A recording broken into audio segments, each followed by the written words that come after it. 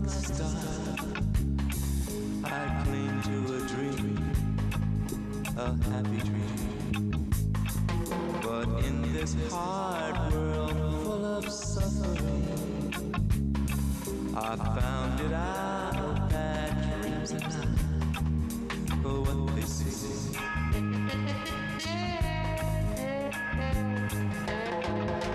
Let us live as one, we'll be forever young. Give us peace.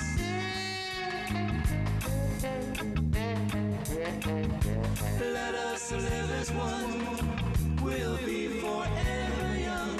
Give us peace.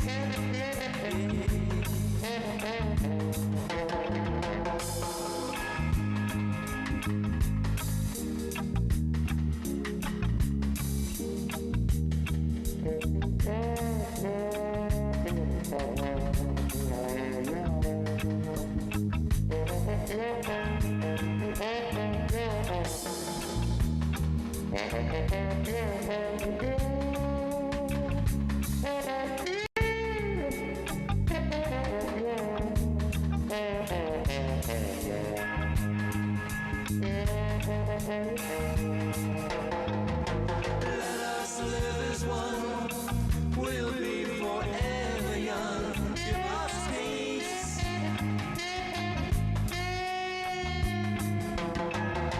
Let us live as one, we'll be forever young. Give us peace.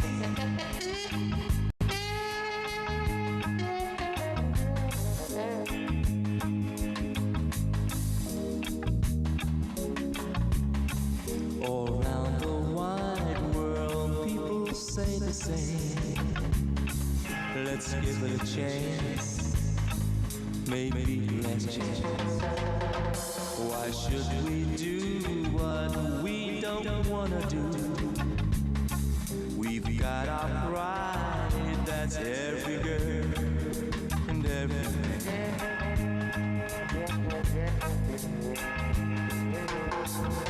Let us live as one, we'll be forever young. Give us peace. Yeah. Let us live as one, we'll be forever young.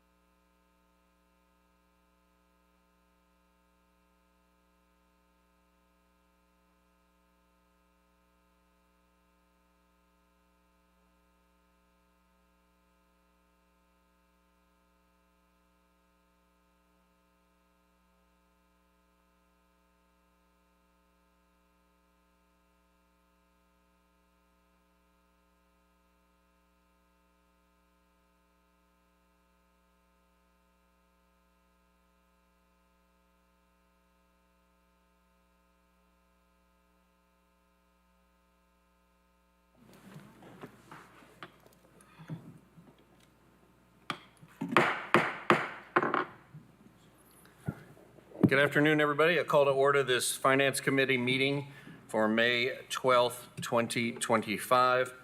Madam Clerk, would you please call the roll? Commissioner Rawls. Commissioner Barrett. Present. Here. Commissioner Oster. Here. Commissioner Jackson. Here. Commissioner Russell. Here. Commissioner Hill. Here. Commissioner Lee. Commissioner Thompson. Commissioner Fox. Commissioner Jay. Here. Commissioner Frazier. 7 members present. Thank you, Madam Clerk. Are there any amendments to today's agenda in the committee? Seeing none, we'll move on to the approval of the minutes from the last meeting as sent to you. Is there a motion? Motion to approve. Second. Motion by Commissioner Hill, second by Commissioner Durrett. All those in favor, please say aye. Aye. Any opposed, please say nay. The ayes have it. Drusilla, do we have anybody signed up for public forum?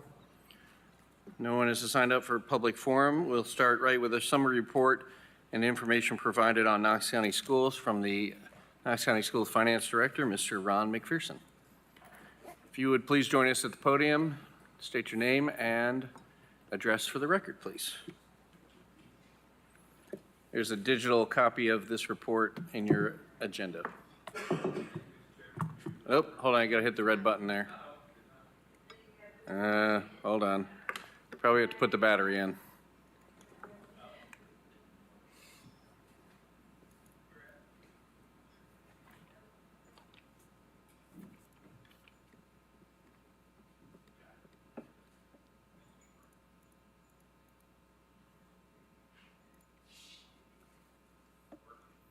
Let's give it a second. Like us, it needs a minute to wake up.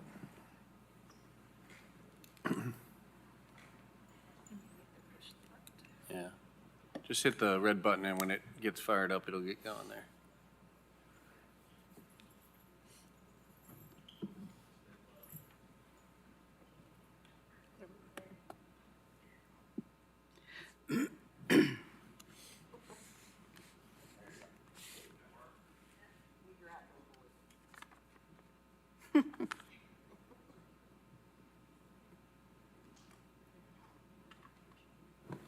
There we go.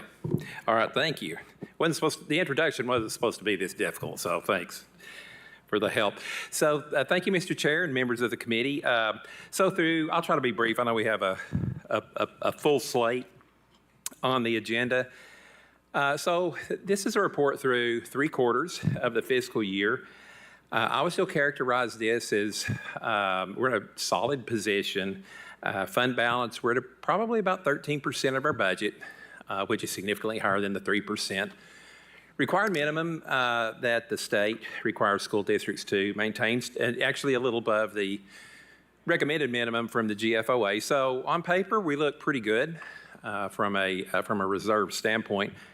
I always like to issue kind of a caveat, though, when we're talking about fund balance, because while on paper we do look strong from industry standards, just keep in mind that our level covers about 2 months worth of payroll, right? So God forbid anything catastrophic would happen, but when you think about 2 months, that's, not a lot, right? So again, from industry standards in comparison to other educational entities, I think we're in pretty good shape, but it's kind of relatively speaking from a practical standpoint. On the operations front, we're still tracking really closely to where we were this time last year with respect to percentage of actual to budget, the revenue streams, the expenditure streams, tracking accordingly. There's not been any real surprises, fortunately, on the expenditure side. Revenue's tracking a little more, a little bit of a surplus. We're at about 4% more than we were this time last year with respect to sales taxes. The year before, we closed the year at about 3.5% more than the prior year. About 7.5% before that. And the 2 years before that, they were like banner years, right? Those were the COVID years. And, that's when we had like record growth numbers for those 2 years. So it's pretty much normalized, but it's been fairly consistent. So nothing really unusual or odd going on there. We do have some concerns, and I've mentioned this in the past. We always try to keep a close look on infrastructure needs and costs, particularly with respect to debt service costs in comparison to our general purpose budget. And as you know, over the last several years, we have found the need to build some new schools. Obviously, with that comes a significant amount of debt obligations. And so our debt levels have risen over the last several years. Anytime those levels exceed the countywide debt service fund and the capacity to fund those projects, then it becomes the responsibility of the general purpose budget to assume those costs. And so anytime budget year rolls around, we have to pay particular attention to not just our educational initiatives and what's needed there, but infrastructure needs as well, right? So there's kind of a balance there that obviously we're in the business of education, but we can't ignore the infrastructure needs too. So we find ourselves sometimes in an awkward position where infrastructure needs compete with capital needs for essentially the same dollars. And so we have to pay particular attention to that. Also, felt it necessary to include this other item, uncertainty with respect to federal grant funding. I know this was discussed at the last commission meeting, so I won't elaborate. I will just say that there is still some uncertainty out of Washington about what that may look like. Our Department of Education at the state continues to be in close contact with the feds. We continue to be in close contact with the state. Nothing really concrete has come out. We're kind of holding our fingers. What we have been told, absent of any concrete information, we're going along with the assumption, based on what the state is telling us, that funding levels will be static. That's actually what we're hoping for, right? It'd be great if they increase, but that might be a bit more to hope, too much to hope for. So for the sake of planning purposes, we are assuming a static type level, but we understand that that's not official, right? So that's one thing we're keeping a close watch over as well. And then finally, some trends to watch. Before you move on to the next one, approximately how much in federal funding does the school system receive every year?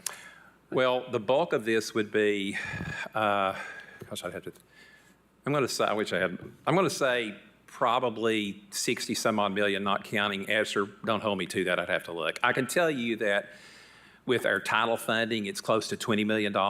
With IDE funding, it's like $35 million. So it may be lower than 60 million. I may be mixing some of the remaining ESSER dollars into that. But our two biggest programs would be our title funding. The bulk of the title funding goes towards schools with higher concentrations of student poverty, economically disadvantaged students.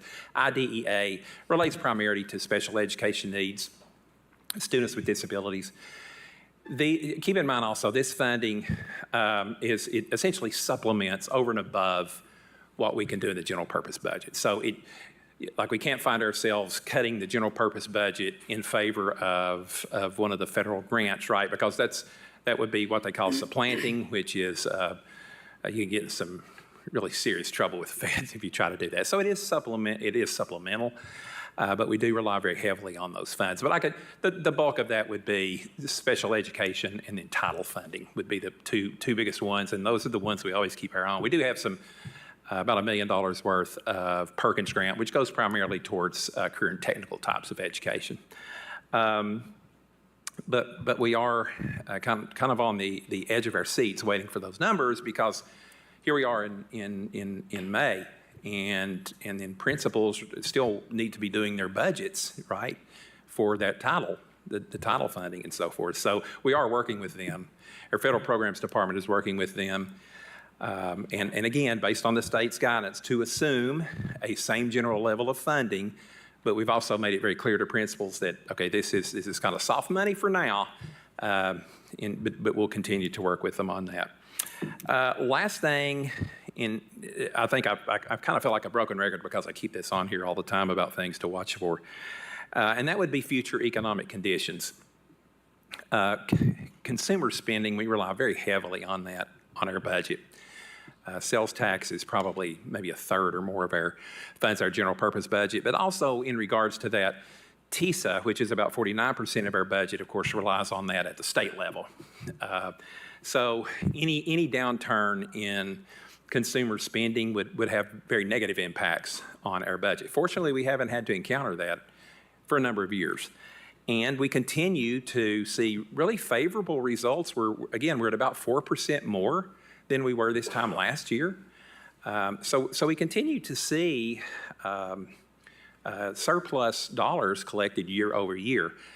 The thing that bothers me a little is I probably read too much, but when I look at some of these economic forecasts, and I've read quite a bit on that, and economists are really divided on this. Like some economists are saying, no need to worry about a recession over the next 12 months. Others are saying it's absolutely going to happen. Others are saying, it's probably about a 50 or 40% chance, whatever. Obviously, they don't know, but I really don't think we can ignore some of that, which is why we try to budget somewhat conservatively each year. One thing I'm encouraged by, though, is if you remember back several years ago, practically every economist that we listened to predicted that the economy would essentially fall off the cliff during the COVID years, and we know that it simply did not happen. So economists can be wrong, right? But we do feel the need to at least pay attention to this and kind of look at these factors that they go by. So we're kind of keeping our fingers crossed here. We do believe we have a conservative budget that takes some of that into account. But not in panic mode. So anyway, that's a pretty quick report. I'd be happy to take any more questions if you have any. Any questions for Mr. McPherson? Commissioner Rawls. Mr. McPherson, just for my information, I know the title funding, but does it go directly to the systems, or does it go state and then to the system?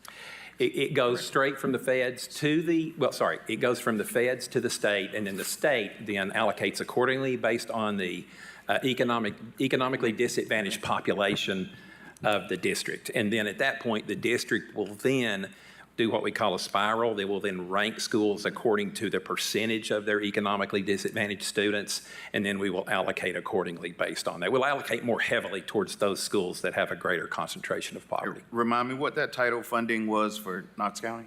I think for title as a whole was about $19 million. I believe Title 1A, which is the bulk of this with students with economically disadvantaged students. I can get you the exact numbers. I think it's probably around 15 million or so, but also within that title, within those total title dollars, there are also dollars that go for neglected students, immigrant students with learning a second language. So there are some other things that go for that, but the majority goes for the students that are economically disadvantaged in those schools with higher concentrations of poverty from the state. Okay, thank you. Yes, sir. Commissioner Hill. Thank you, Chairman Jay. Thank you for the fund balance. How are you, Ron? Do you anticipate this final quarter, is there any plan to have to get into that fund balance? Can you talk about that? I sure can. As a part of our operating budget, I actually factored that in when I was looking at the percentage of the budget in relation to next year. Our percentage of fund balance, I like to look at it based on the following year's proposal, right? And so it's probably about 13%, but it also takes into account what we plan to bring to commission, and it's noted within our capital plan, right? So $4 million and our budget, right? So our capital plan had committed, even in last year's plan, to contribute, I believe it's about $4 million to supplement this year's or the upcoming capital plan.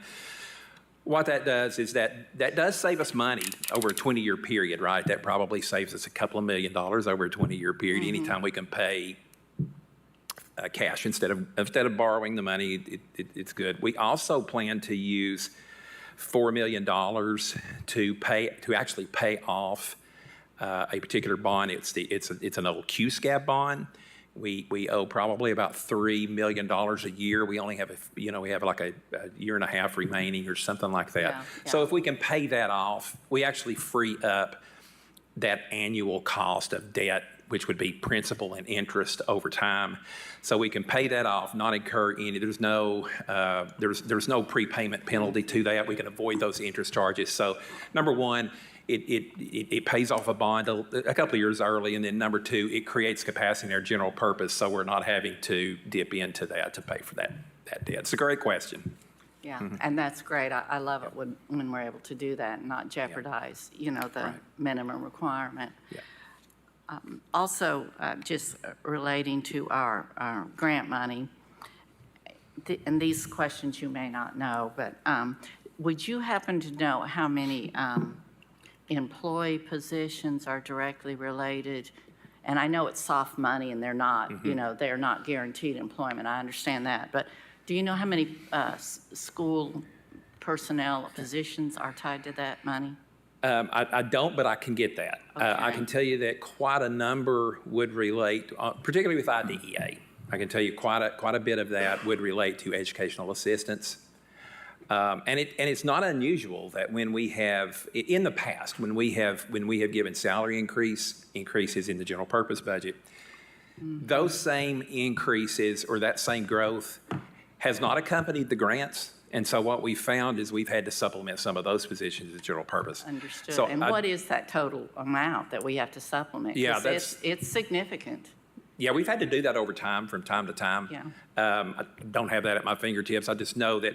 Now, I think probably the last couple of years, our folks have done a really good job, with saying, okay, we can't afford it, right? Because of these raises, we just can't afford it, and so we're going to have to tighten our belts a little bit. In other cases, we've been able to go to some carryover funding that the state allows, so it's the grants typically like if you have a 15-month period initially to pay that. It ultimately though becomes 27 months, so the state will allow it, or the feds will allow us to do that. That's another thing that we're a little bit unclear about. Will that continue, right? So I don't have that at my fingertips. Shouldn't be a problem to get that for you. The number used to be, I believe, was it around 23% more employees that we had than was actually required, or was that too high? Actually required by our state. Sounds a little high, but you may be right. You have Well, a yeah, history you check there, on so that. Okay, so okay. I wouldn't hesitate to defer to your institutional knowledge Well, on that. and either. that might be a little high, it might be more like 18, but it is more than just a few. It is a significant that number. we provide to our system that is Correct. over and above what the state requires. Yes. Okay, and one more question. Do you know, has our percentages of economically disadvantaged gone up? They've actually gone down. Good, good. And so that's which is a good thing, right? Yes. What that also means, though, is less money coming from the feds. I believe the state has also experienced this same phenomena, right? So it's a couple of things. So for one, it's the dollars have been almost static. In some cases, they've actually decreased a little over the last couple of years from the feds. And there's a couple of factors there. One is less numbers on a proportional basis for Tennessee as compared to other states. And then number two, less in Knox County, so it gets diluted even further. What compounded this, I think I've mentioned this before, this was years ago. There was some sort of glitch in the Department of Education at the federal level, at the state level when the feds were looking at the State Department of Education, some sort of a glitch in an audit and an over-reporting. I don't remember exactly what that was. The state, clearly communicated that to all the districts. But there's this credit that's been trying to make that up. So we've kind of been hit a little bit on three sides. The reductions have not been drastic, but we haven't seen those increases. That would cover what one would hope to be just inflationary increases, and that hasn't happened. Thank you. Thank you. That's all. Commissioner Fox? Thank you, Commissioner Jay. I have a question. You already referenced it a little bit. You said immigrant students for Title I grants and ESL students. So how many students that are illegally here, in other words, they have violated the immigration laws of the United States, is Knox County serving right now, and what amount of money is being dedicated to educating them? I don't know that we would have that answer. I would probably have to defer to other departments that would have that answer. I'm not sure that, I'm not certain, I'm afraid to actually comment on that because I'm not sure, I'm not certain if we have the identifiers to know that. But I'm not sure. Okay. And we don't, Commissioner Fox. We cannot ask that when a child enrolls. Okay. How many students are taking ESL? Again, some of these, this is kind of in the weeds. I would have to go to our federal programs department. I could get these numbers. I do know that there are state requirements, though, that for a certain amount of ESL students, there is a requirement to have a dedicated position on those ratios, right? So we are compelled by law to actually have, once you reach those certain numbers of ratios, you're compelled by law to actually meet those ratios. Okay. We can get that, though. All right. Thank you. Sure. Commissioner Thompson. Thank you. Question kind of going along with the I guess the income disparities of the students. Looking at the school nutrition program, looking at free and reduced lunch, how vulnerable are we? Because we do rely heavily on grants for the breakfast and lunch programs, and so I was looking here that the current funding for free and reduced lunch is $4.54, and that's what we're getting grants for, and that's if I'm correct me if I'm wrong, but that's the level at which they're reimbursing us for those free and reduced lunches, correct?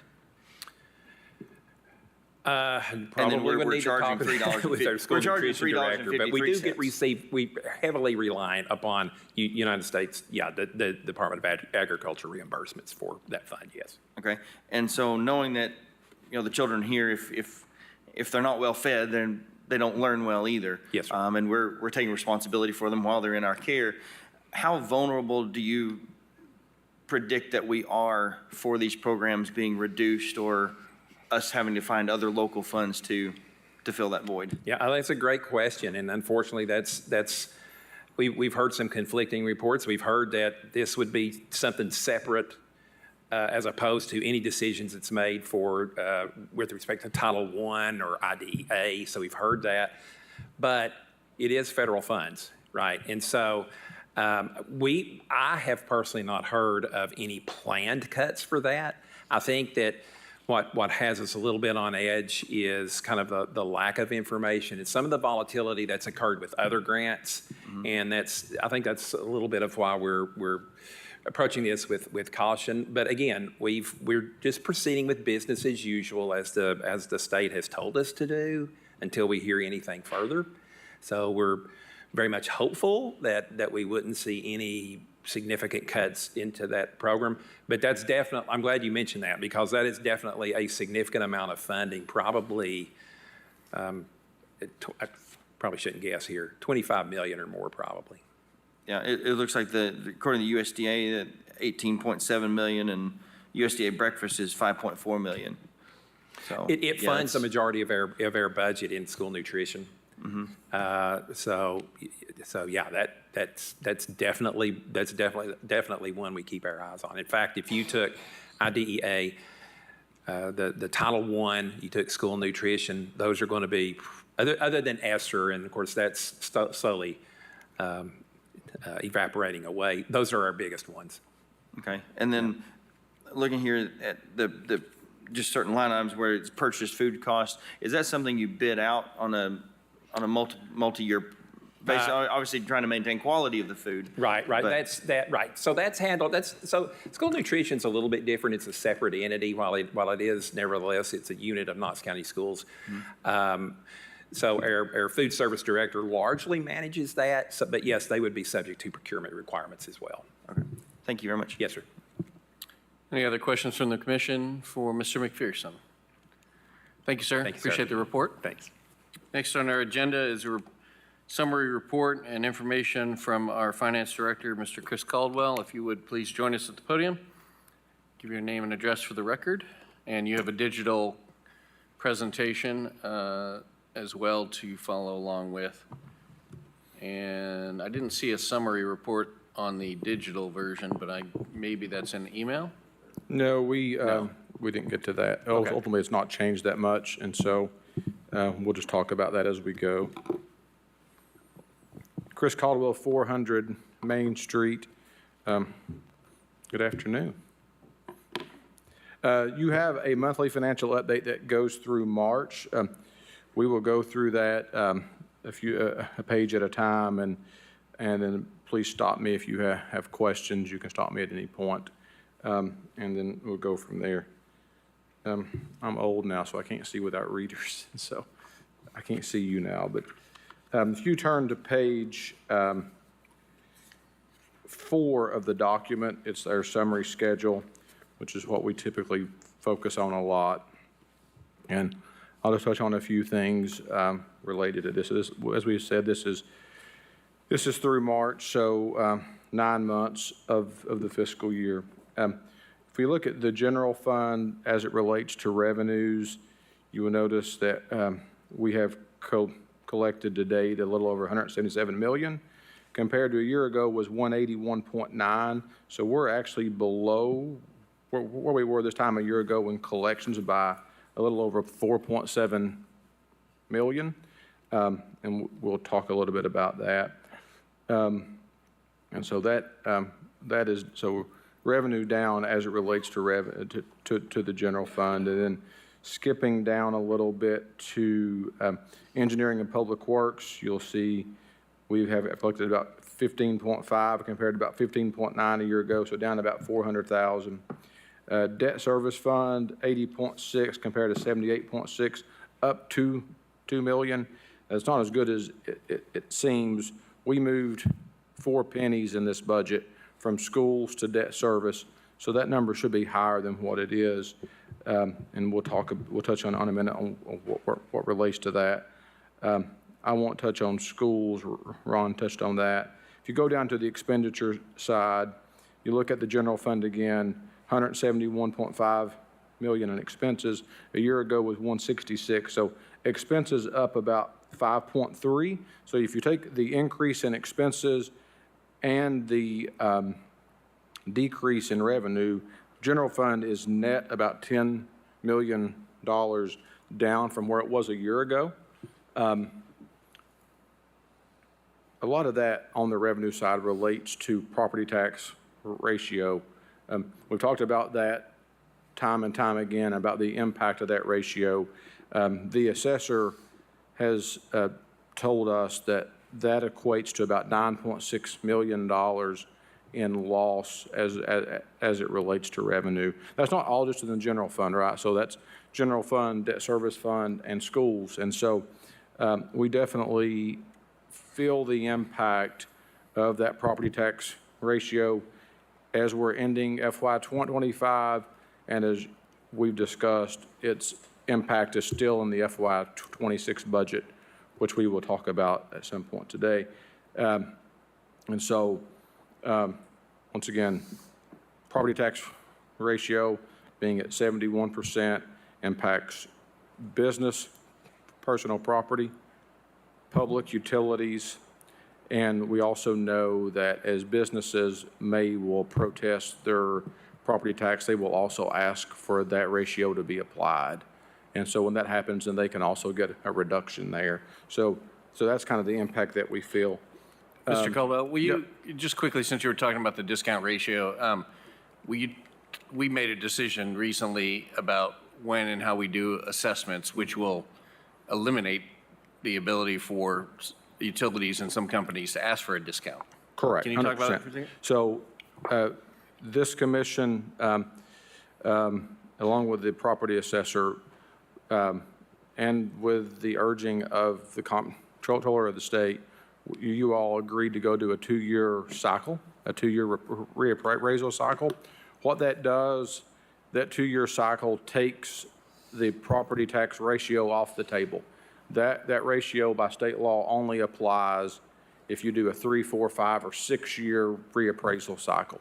So you all have corrected that problem. It doesn't take effect. We can't move it up. It takes effect once the next reappraisal happens, which is next year. So reappraisal happens next year.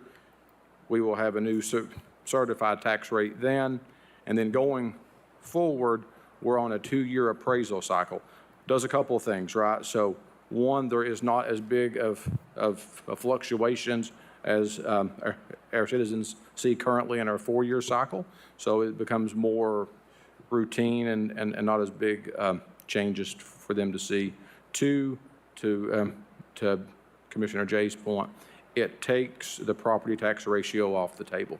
I was at a conference on Thursday, and we had a conversation about property tax ratio, and a member of the Anderson County Finance Department was there. Their ratio was 52%. 52%. Ours was 71. So think about that impact that can have on a tax base. And as the comptroller says, what that's doing when you don't go to a 2-year cycle, when you stay at that 3 to 6 year cycle, your residents, so your citizens, are basically propping up the businesses, right? Because they're the ones that's getting that discount, not citizens. And so I think it's important to know you all have fixed it, but it's not like a quick fix, right? It's a fix once this next reappraisal cycle happens. Looking on down on the expense side,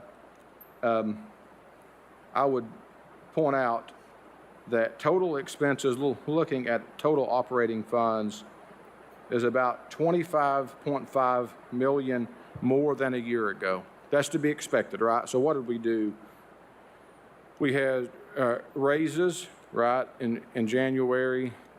School system had increases as it relates to raises and also increase in state funding. So we're not surprised by the increase in expenses. Those should have been there.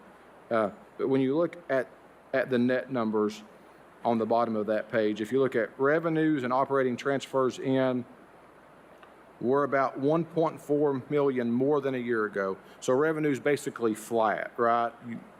And the expenses then are $25 million more. So now, does that mean we're going to end the year in the hole, $25 million? No, it doesn't mean that.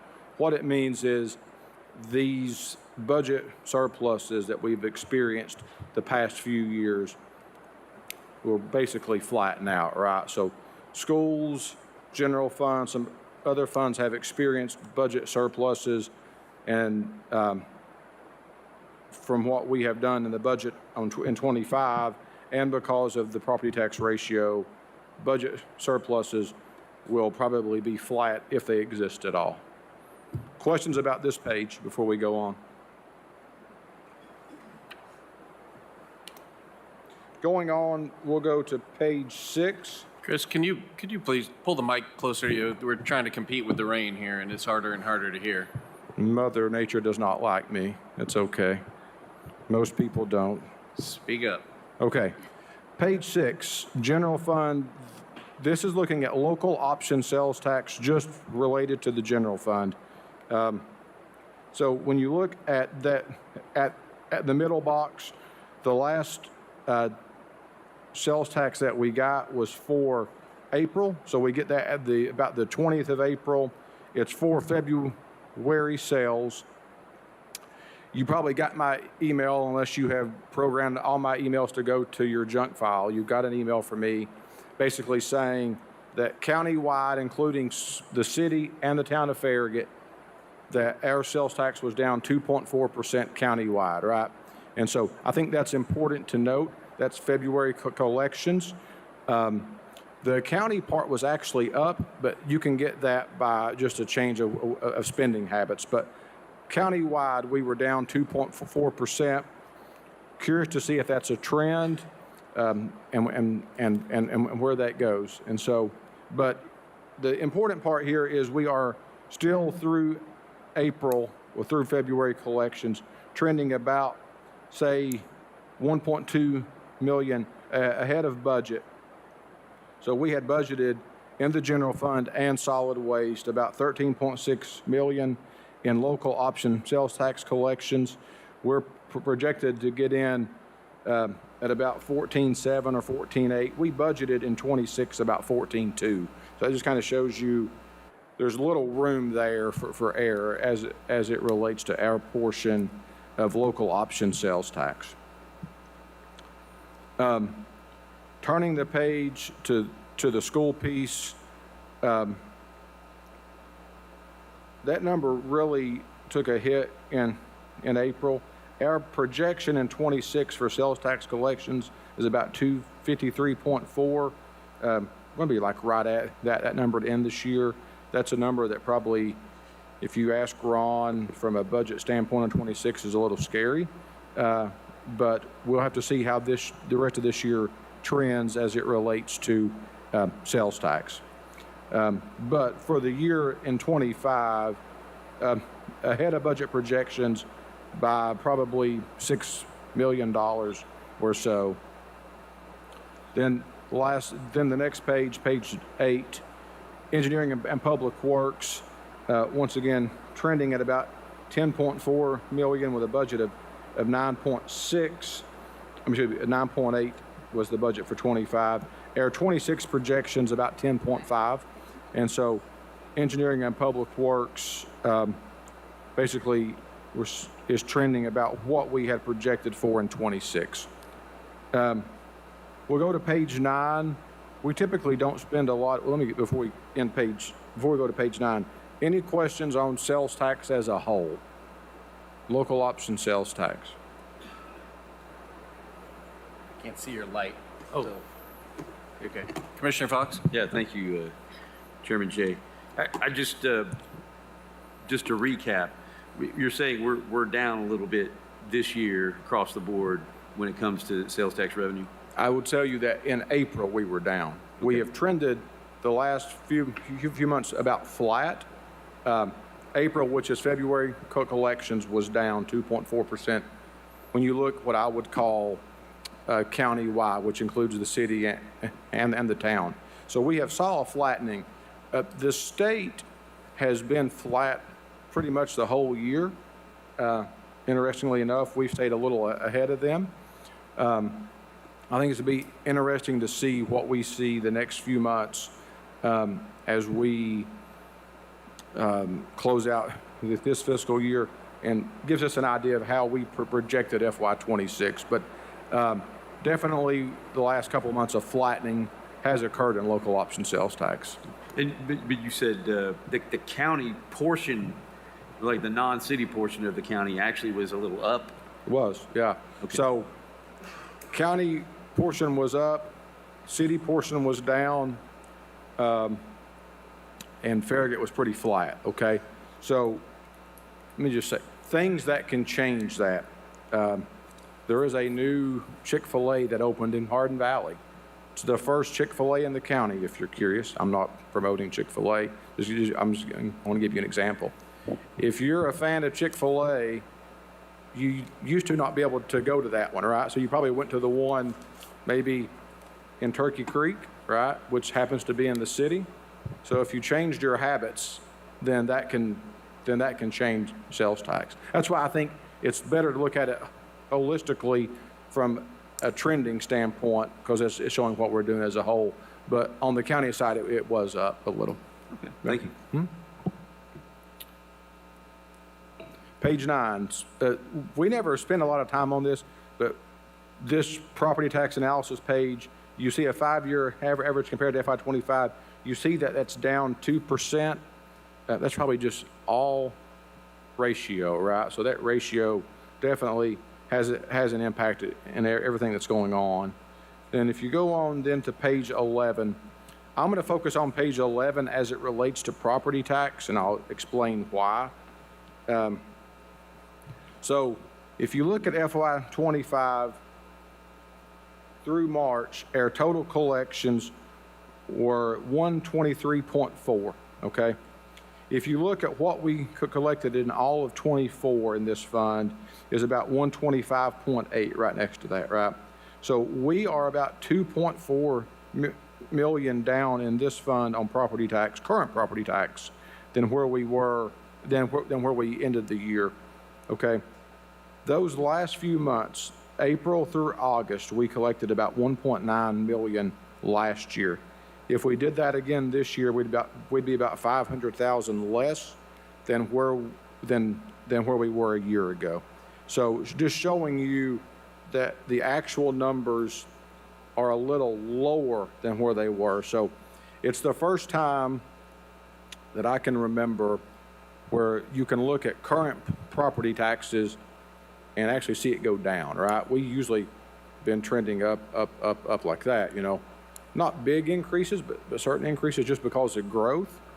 Well, we still have growth, but that growth has been eaten up all by this ratio, leaving us at a point to where when you look at 24 to 25, at best we'll be even, at worst we'll be down a little bit, right? And so all because of a ratio, and it has an impact. And it'll be that way again in 26. There could be we could see some growth in 26, a little bit of growth.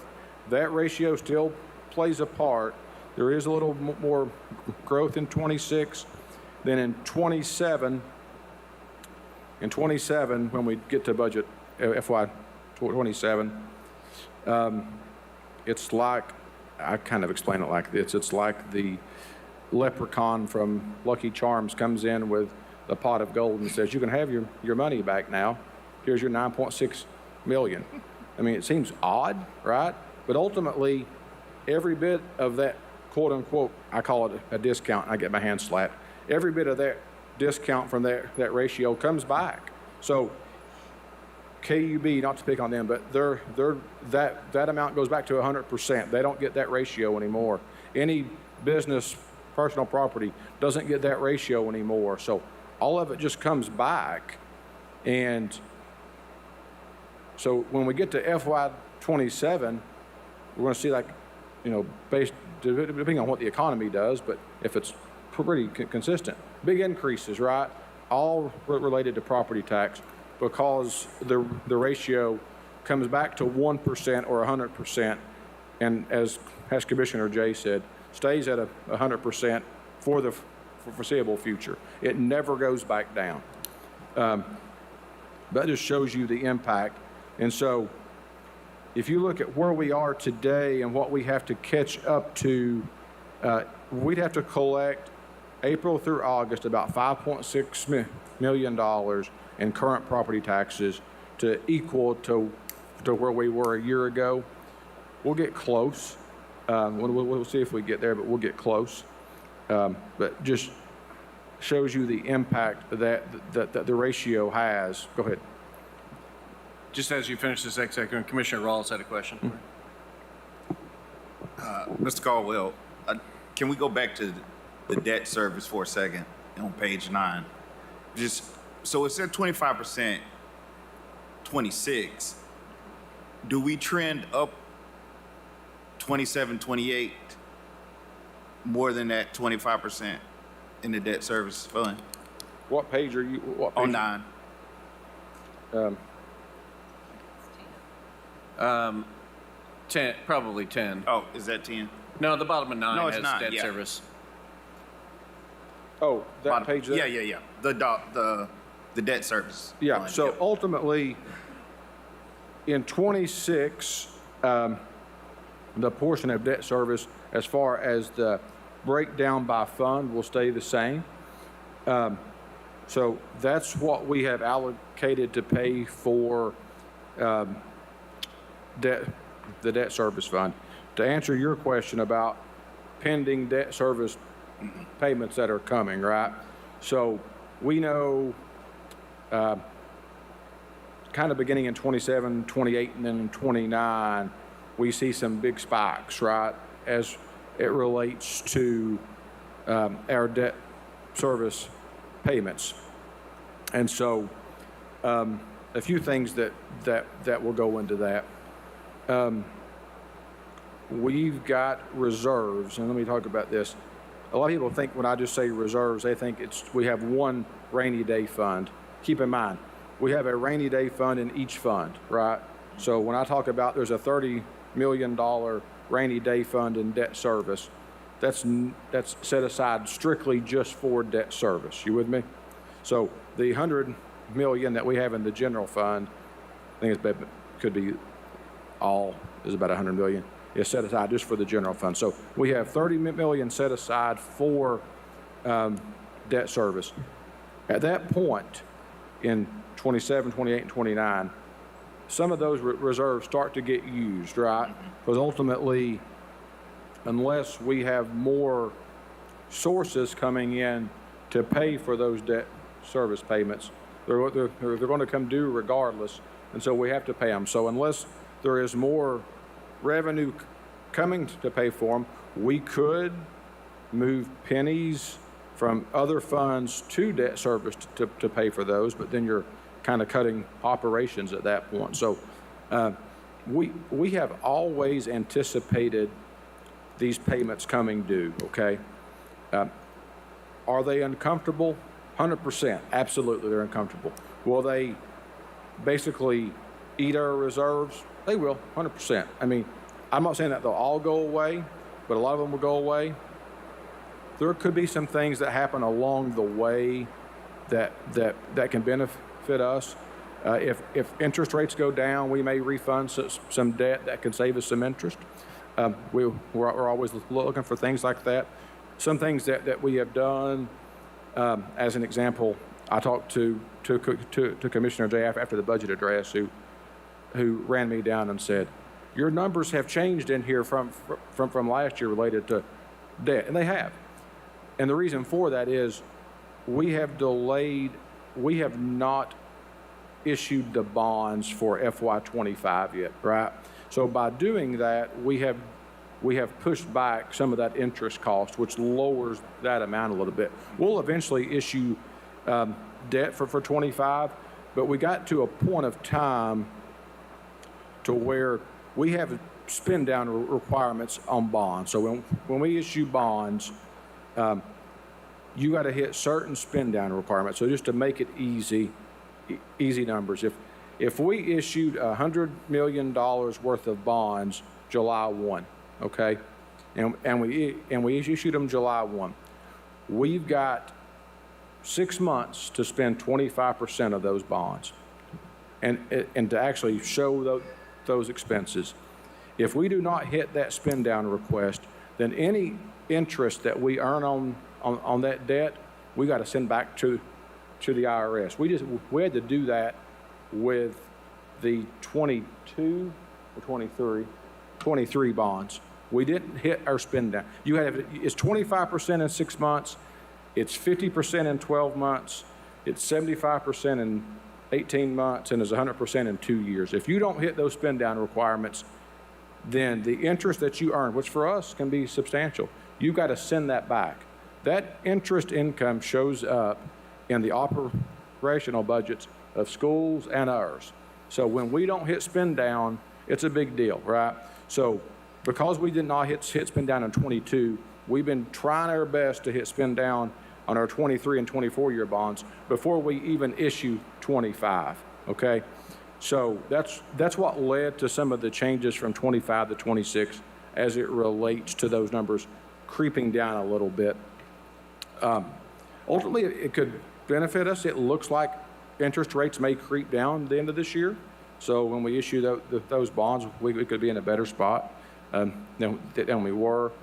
But when those payments do come, we will pay them. As we prepare any budget, there's two things you must pay for first in any budget: debt, pensions. Right? It's that simple. If you can't pay anything else, you pay those two first. We will do that, and it can make for some uncomfortable times, and we'll have to cross that bridge when we get there. But we do have reserves to help us bridge that gap. Okay, one more question. So we'll dip into the reserves, but will we dip into the reserves because our revenue will be flat in 7 or this is an assumption, and I'm asking you about an assumption. Is the assumption that 7 and 8 revenue will be flat? No, I think, wait a second, I'm not an economist. I'm not Dr. Yeah. Bill Fox like Andy's father, so Yeah, I yeah. can't tell you for sure. Can you have your But- dad come here and answer? But I will tell you this, I think from a property tax standpoint, no, we'll have growth, right? I think we'll, in 27, we get all the ratio back, and then any growth that we have will be on top of that. Sales tax I can't speak to, but ultimately, you know, if we're not in a recession and things are normal, we typically have some growth. Okay, thank you. Commissioner Jackson? Thank you, Chairman Larson. I got a question for you about you were talking about having to give back the interest. And you said we had to do that in 22. Do you know? 23. Or 23? I was wrong by you, yeah. I mean, I know this is a prior commission and that's prior, but what was the impact to the county on having to pay back that interest? Do you recall? So, and so this is important. And so, let me give you something to think about. And we had this conversation with our friends at schools this year. We're going to fix a project that's in the 26 capital plan, that the big amounts in 27, we're going to spread that out. I mean, I'll give you an example. We put, and we're not issued the bonds yet, in 25, we put all $47 million for Farragut Elementary in the capital plan, right? If we would have issued those bonds July 1 of this year, to date on that school, we spent less than $3 million. So that one project would have kept us from hitting debt spend down, right? So we would have to send that interest back. I believe, I'm going to look at Perry, but I believe the amount of interest that we think it probably cost us in 23, was it 3 million? Was it? Yeah. How much? A little over $1 million. So it was a million that we had to send back. They $1 will million let you. in interest income we had to give back. Yeah. Yeah. I mean, it's substantial, right? How are we as a commission supposed to monitor, or how do we, ensure that, when we issue bonds, like the bonds that were issued last year or the bonds that are issued this year or subsequent years, that we are hitting these targets? Because, I mean, to make things math simple, if we borrow money at 6, but we're earning interest at 4 on, we're gonna have to pay the full 6 rather than getting that, you're gonna have to give back 4% interest on whatever Yeah. that number is, yeah. Typically what we do, and so the reason we sent like a million back, we probably issued 20-year bonds at about 3.5%. And their investments, we were earning probably close to 5, right? And then had to arbitrage that because we didn't hit our spend down requirements. So how can you monitor that? I tell you, it's very hard, right? So we could have the utmost confidence that a project could be done.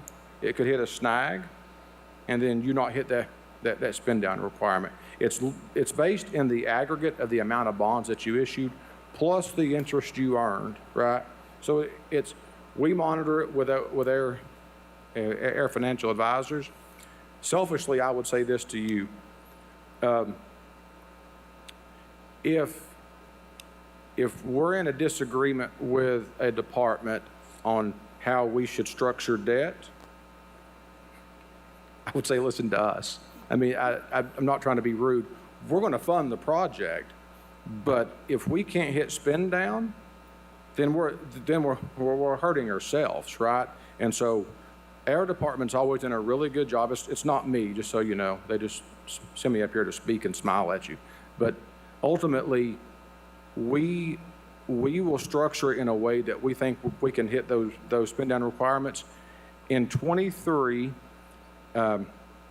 we did not hit those spend down requirements. I would tell you that our financial advisor said there's basically been one project in this region that was completed on time that wasn't behind schedule. You want to know what it was?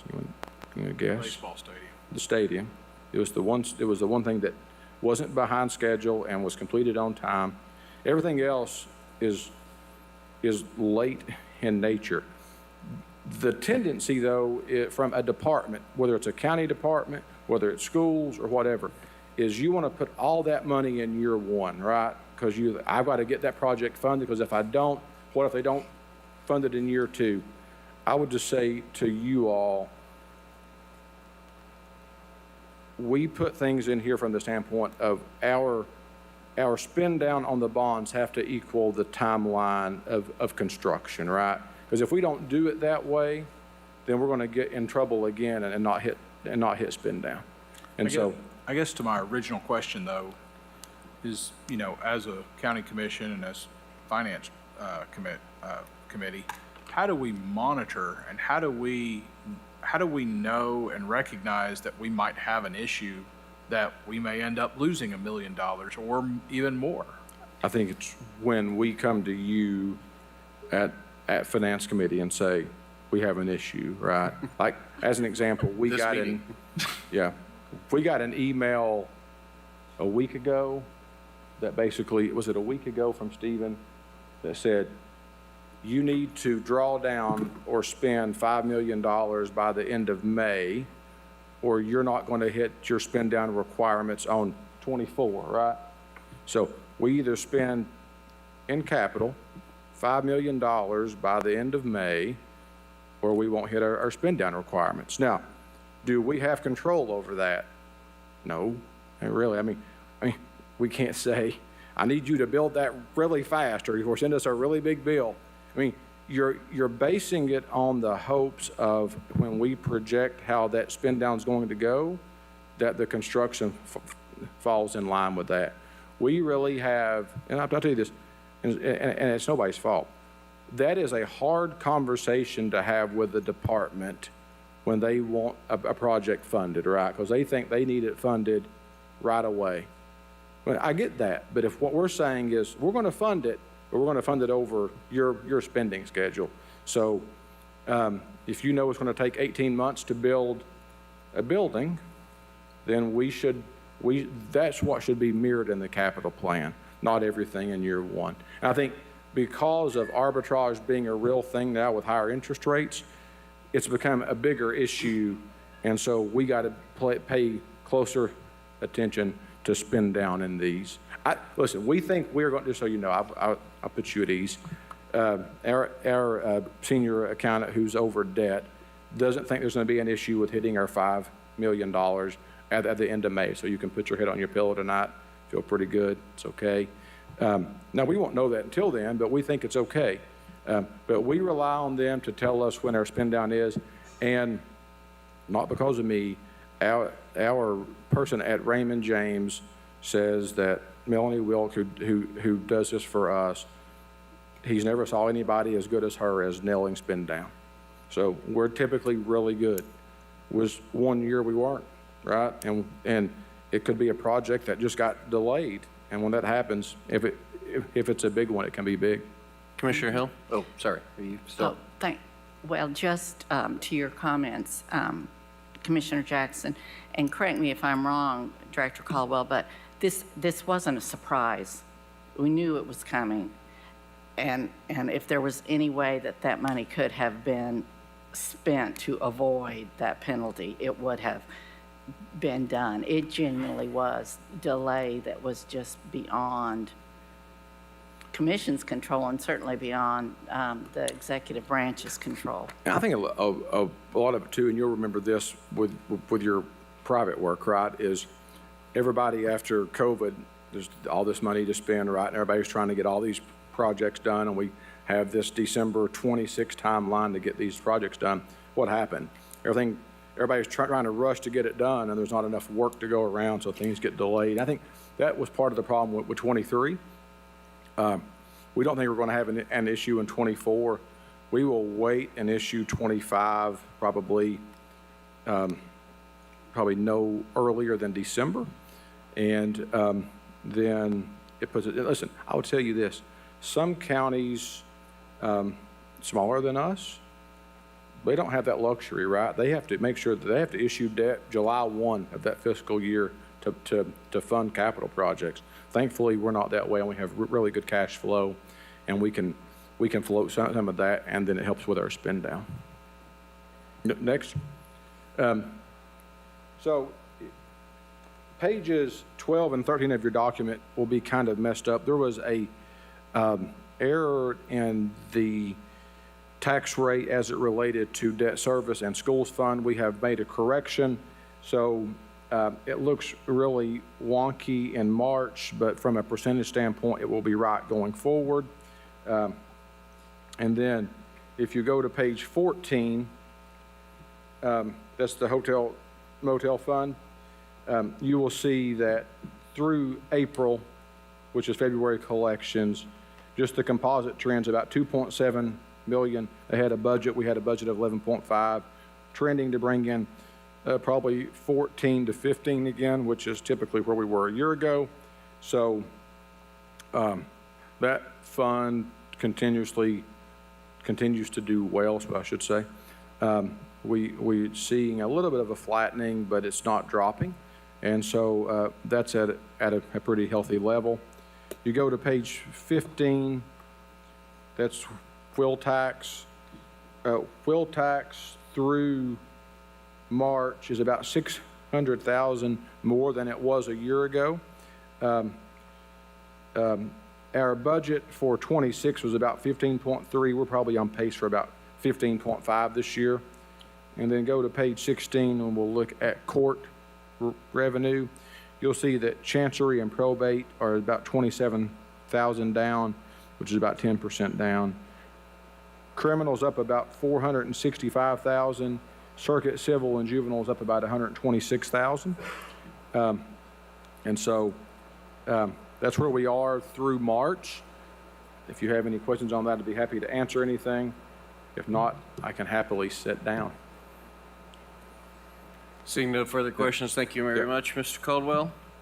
Item number 8 on our agenda is a summary report from Knox County Tax Collection Investments from our trustee, Mr. Biggs.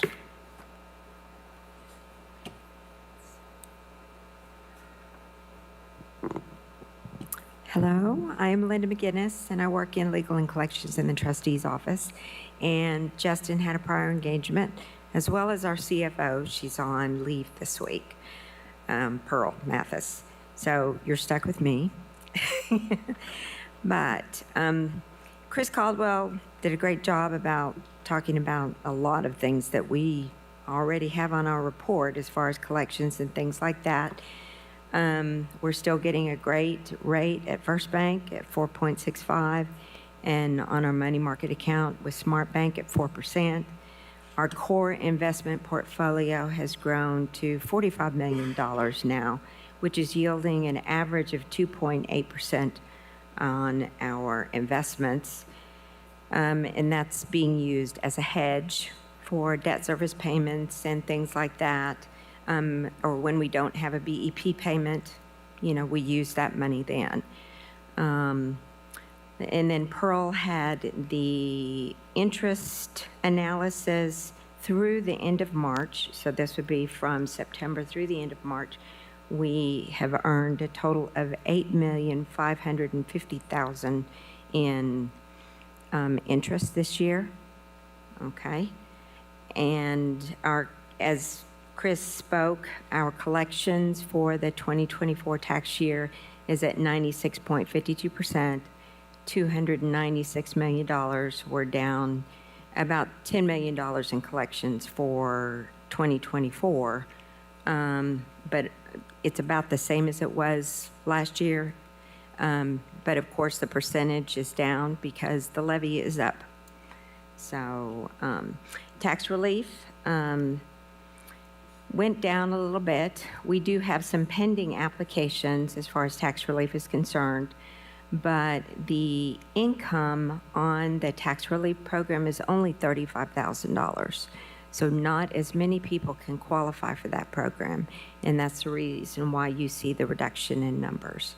There's less and less people who can live on $35,000 a year. They're living with their families or living in an assisted living or living somewhere else, not in their own home. We did have substantial increase in tax-freeze growth this year. We went from 3,998 to 4,548 in 2024, and that's also due to the increase in the income. It increased, as you are probably aware of, up to $60,000 a year. Can I ask you a question about those two items? Yes, sir. 2 or 3 Finance Committee meetings ago, and we've asked several times from the trustees and his office to provide us actual financial information related to the tax freeze and tax relief. How many people are on the program? You have, looks like 919 new applications, Yes, sir. another 414 in the other one. How many people are on it? And essentially, even though we understand we have approved and supported that program for seniors and veterans and others, what is the financial implication of that program? We haven't yet received any information about what is that cost. The more people apply, the less taxes are collected, Okay. Well, right? So as- what is that number? And we Well- need somebody at some point to come back to this committee and say, here's all the enrollees, here's how much it, what was their taxes before, what is it after, what is that less to the budget, and what can we see if a trend? So if 10,000 people more apply, we can understand what that financial implication is for us. So So it's, as I'll ask you. I was thinking that Justin had given you those numbers or given someone those numbers. Okay, as far as the actual assessment value from 2022 versus 2023, and then again from 23 to 24, and the value in the freeze program actually went down. Okay. If you Okay. could find that and send that to this committee, that would be helpful. Okay, Thank you. absolutely. I'll do that. And then the additional item is the tax sale 25 that we are working on. 1,511 properties were initially selected for that tax sale. 744 have already paid out. And we've collected over $2 million just from those properties so far. We have now just summarized the listing of summonses and filed the complaint. We have over 4,000 summonses that we have to serve. Our approximate date that we are going to try to serve those by is the end of August, and then from that point forward. So hopefully, that will also be in conjunction with getting some additional revenue during the summer months when we're not getting a lot of revenue from tax collections. Also, the tax sale, the approximate date of that tax sale will be around April of next year. Then the last thing is the 6-year comparison report on the banking statements for June, July, and August of '24. As you know, as far as the unfavorable within the market, retail and food service are struggling, filing for bankruptcy. And we have seen a slight increase in mortgage bankruptcy, Chapter 13 filings. We're seeing almost every single bankruptcy that's coming in that is not a business is a Chapter 13 with a mortgage. And we had 2 mortgage companies send us requests for payment listings because they're finding more and more people who are not paying their taxes on time when they have a home equity loan. And so those mortgage companies are having to send out letters, reminder letters, and that could also be part of the shortfall on the 2024 taxes.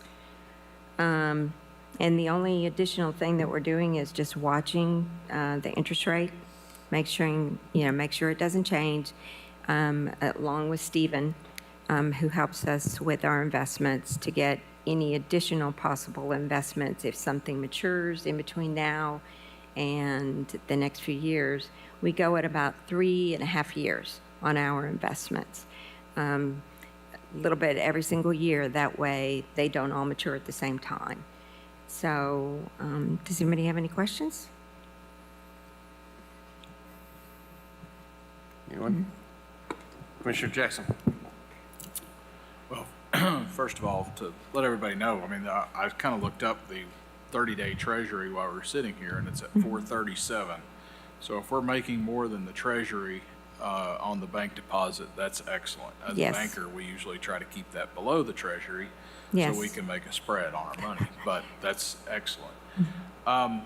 Yeah, with Commissioner Biggs gone, I had some questions, but we'll see if you can answer some of these. But do you know approximately how, when we do property tax collections, what percentage are done electronically now versus in person or mail?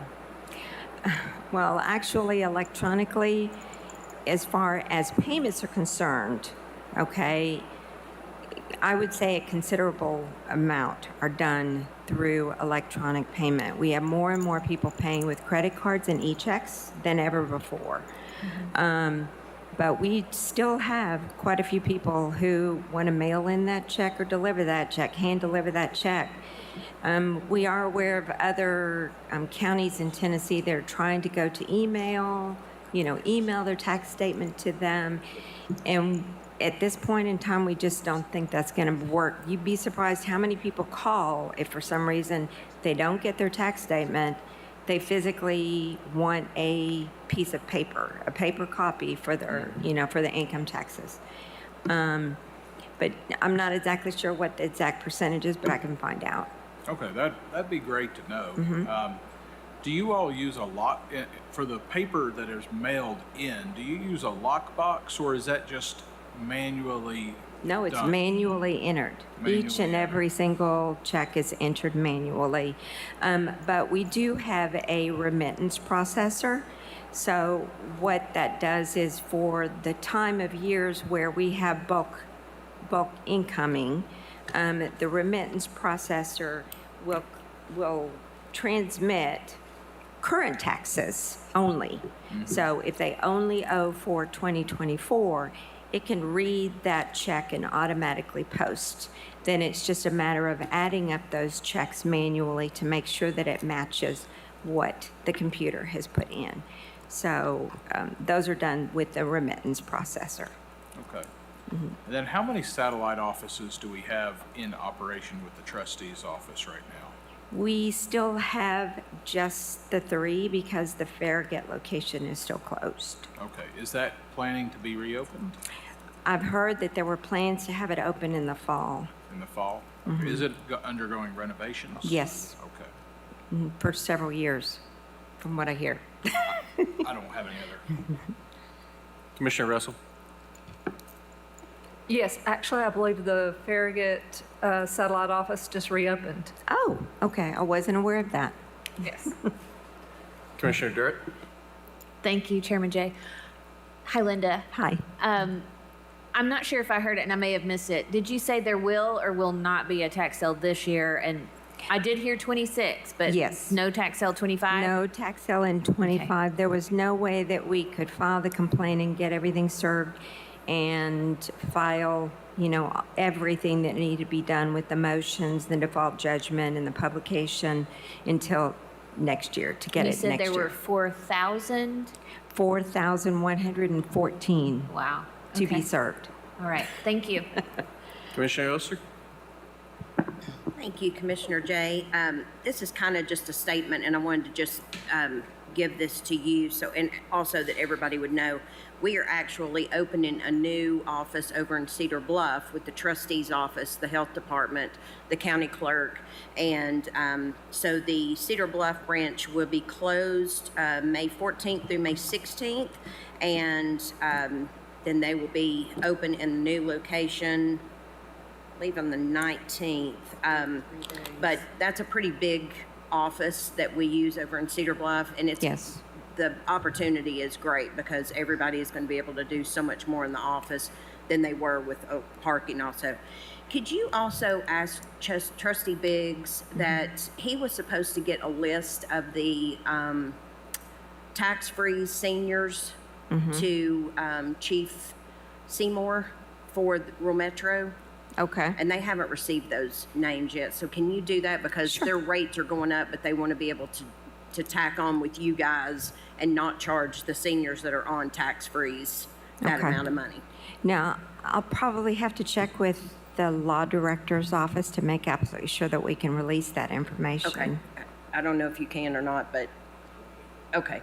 If you just, Trustee Biggs will work with Okay. Director Moyers, that would be great. So we can get that Okay. for him. Okay, thank you. I have one additional question related to the tax sale in 2026. Yes, sir. When will that information,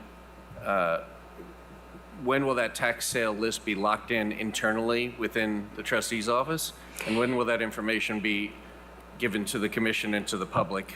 What does that timeline look like? Probably within the next 30 days. They are finalizing all of the summonses in the list right now. Like I said, and when they get everything completely done, that's when he will either publish the list. I'm not sure if they're going to do it on the website because we had issues with fraud last year. On the website, we're, I think, doing it by special request, but we're more than willing to send a copy to the commission. I think the commission would definitely like to have a copy of that when it's published Okay? in advance. Any other questions for the trustee's office? Commissioner Jay? Commissioner Hill? Thank you. If you'll help me refresh my memory, when I went online to pay taxes this last year, is it correct that the only way you can pay online is with an additional fee, credit card fee? Well, yes, with the credit card, there is a 2.5% fee, as the city charges a fee as well for credit cards. Any credit card company charges a fee. Now, if you use a check, it is just $1. It's not a percentage fee. So whether you're writing it for $1,000 or $10, it's only $1 for an e-check. For an e-check? E-check. All right. So right now, outside of e-check, there's no way to make a direct deposit. You can, Like a bank transfer? Is that what you're, like a ETF? HCCH. Thank you. Yeah, sorry. Yeah. Too many acronyms. now, I mean, other than mailing it to the office. Right, Yeah, right. yeah, that is, or dropping it by one of our locations. Okay. Yeah. All right. Thank you. Thank you. Any other questions? Thank you very much. Thank you. Is there any new business to come before the committee today? Is there any upcoming finance committee meeting topics that anybody would like to add to future meetings? If not, if you do, send it. Yes, sir. Commissioner Fox? Thank you, Chairman Jay. Is there a list of topics that are currently set in an agenda? No, this is a quarterly, regularly scheduled quarterly finance committee meeting, and then either as requested, sometimes somebody says, hey, I really want to dive, like last fall, we did a deep dive into our debt. You may want to know about a deep dive into sales tax, all the revenue that comes in from the city and the county. Like, if there's a topic that relates to this committee and you would like to put it on the agenda for the future, just let me know. I'll work with the finance department, gather that data and do a special presentation. So it's a sort of it's always an open plug. You guys have to let me know what you want and I'll make it happen. Okay, thank you. Commissioner Rawls? Yeah, I'd like to see us put something on the agenda for next quarter, if we can. I'd like to talk about potential revenue sources, like true revenue sources, because we see that revenue is flat, but we discuss debt, but do we look at opportunities for revenue? And so if Chris Caldwell could put something like that together, that'd be great. We'll work on that. We'll list Thank you, out. sir. Thank you, sir. I think I think everybody's surprised. We kind of lump things together in the budget and the finance reports, but when you break out all the revenue sources, it's actually, it's a lot larger than people think, but it's 1,000 micro lines versus. Yeah, big we don't ones. have to go that. Well, but I think it's important just to see where it all comes from, but Okay. when we do that, we'll also provide, things in the past that have gone away or things in the future that could be added. So. Okay. Commissioner Thompson? Oh, you just had that look like you wanted to talk. Okay, never mind.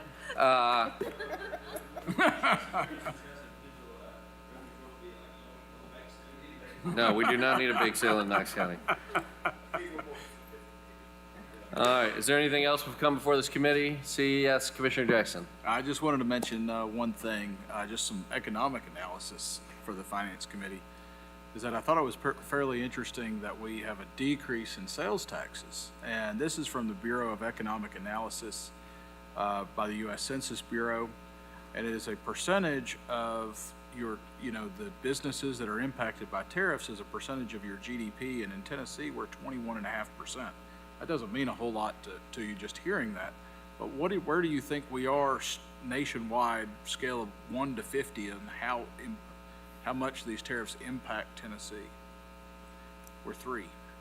We're number 3, and Kentucky is number 1. Michigan is number 2. So it's going to be very interesting to see, how these continued sales taxes go, because we, in Tennessee overall, and I don't have this broken down by county, are one of the most highly sensitive regions of the country. All right, seeing no objection or no other information to come before this committee, the Finance Committee is adjourned.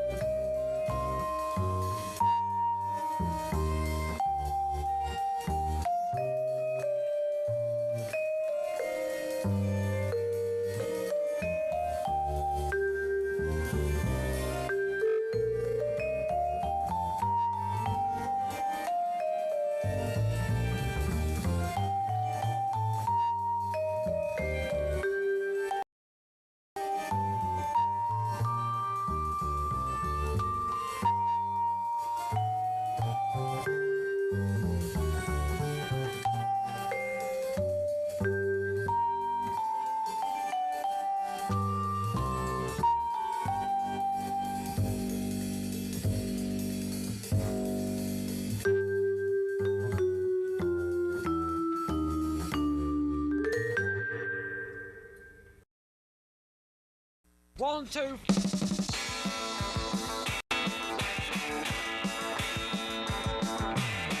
talking crazy, well they bring me down. Running round like people miles all over town. Trying to find some meaning in a 5-minute craze. Chasing round in circles to the end of the day. Well, it's a silly, silly life when you're dropping on a cop. Playing on a guitar till you think you're gonna drop. Would you believe what we got? Oh, would you believe what we got? Oh, would you believe what we got? Well, I don't know where it's going, but neither does the Pope. All I know is that it's driving round a dropping on the people is a waste of spit. Turn into like a well, they're thinking that they're it. Financed by the record companies, pushed on by the brick. Well, they feel safe for receiving checks and claim they're in a mess. Spilling out their anguish in the NMB. But down inside they feel so tired of PVC. Would you believe what we got? Oh, would you believe what we got? Oh, you never believe what we got. Well, I don't know where it's going, but neither does the Pope. All I know is that it's driving me insane. Here it comes now.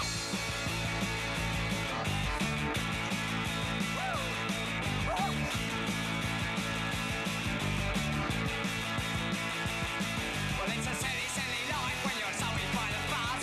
God save new wave and all you need is love and drugs. Would you believe what we got?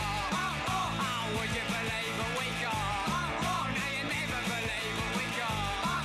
Well, I don't know where it's going, but neither does the Pope. All I know is that it's dropping in a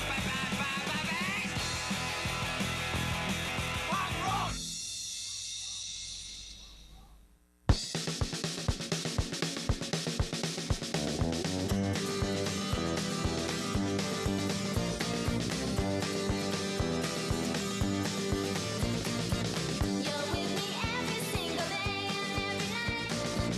I dream of when you're gonna really hold me tight.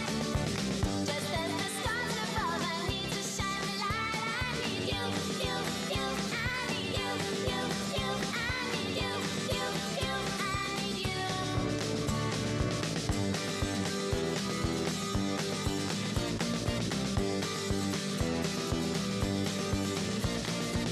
The kids today have got a lot of things to say. They're gonna shout it out if they get their way.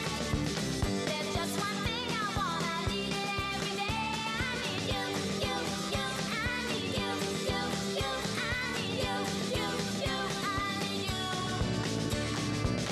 And when you tell me I'm the only one, it seems that I won't be the lonely one, lonely one, lonely one.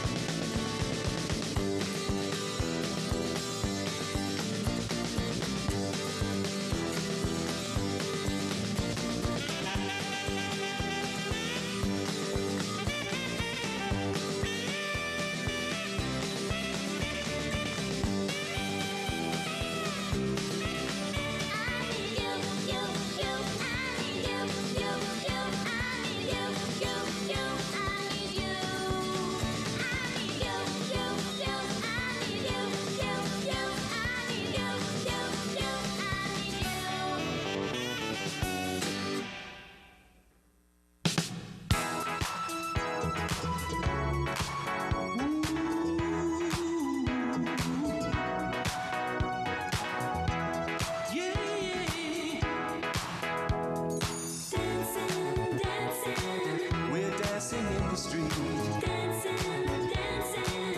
In places friends can't meet. Get your dancing shoes and come along. The party's here, come on. Get into gear, just groove on. We're gonna dance. Dance all night, We're gonna dance. feeling right. We're gonna dance. Out of sight, out of sight.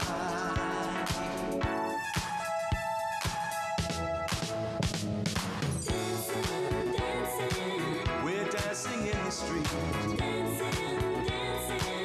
In places friends can meet. Get your dancing shoes and come along. Party's here, come on. Get into gear,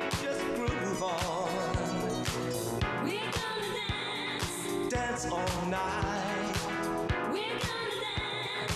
Feeling right. We're gonna dance. Out of sight, out of sight.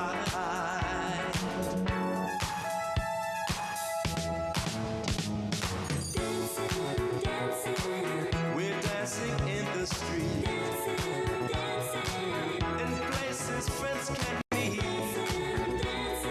Get your dancing shoes and come along. Ooh. We're dancing in the street. In places friends can meet. Get your dancing shoes and come along.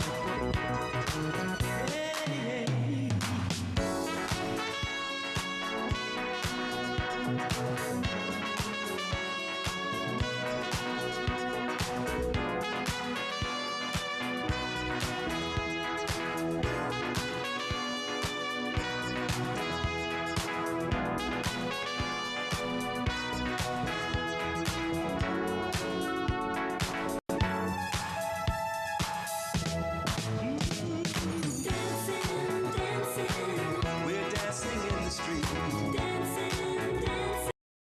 In places can be.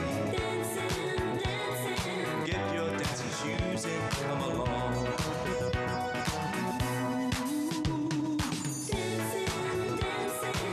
We're dancing in the street. In places friends can meet. Get your dancing shoes and come along.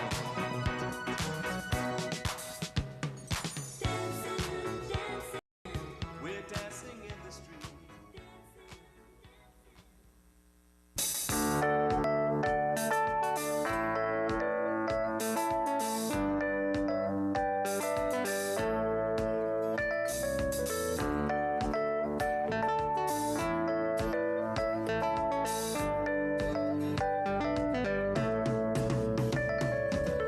Girls, girls, girls, wherever you look, there is girls, girls, girls. Fill the book, always do. Girls, girls, girls, there are small ones, big ones, big ones, sweet ones. Girls, girls, girls.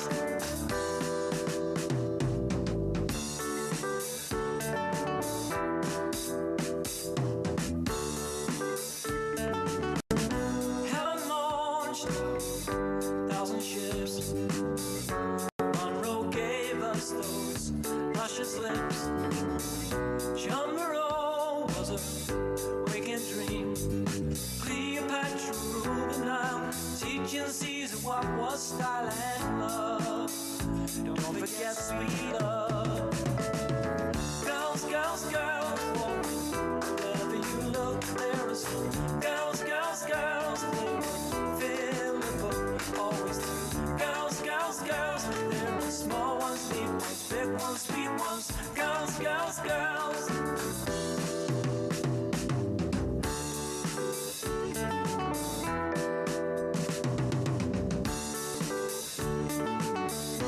Heloise wrote the finest words.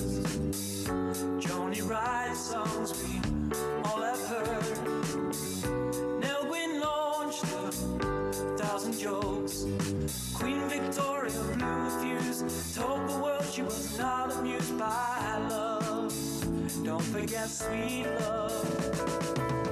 Girls, girls, girls, wherever you look, there are some girls, girls, girls.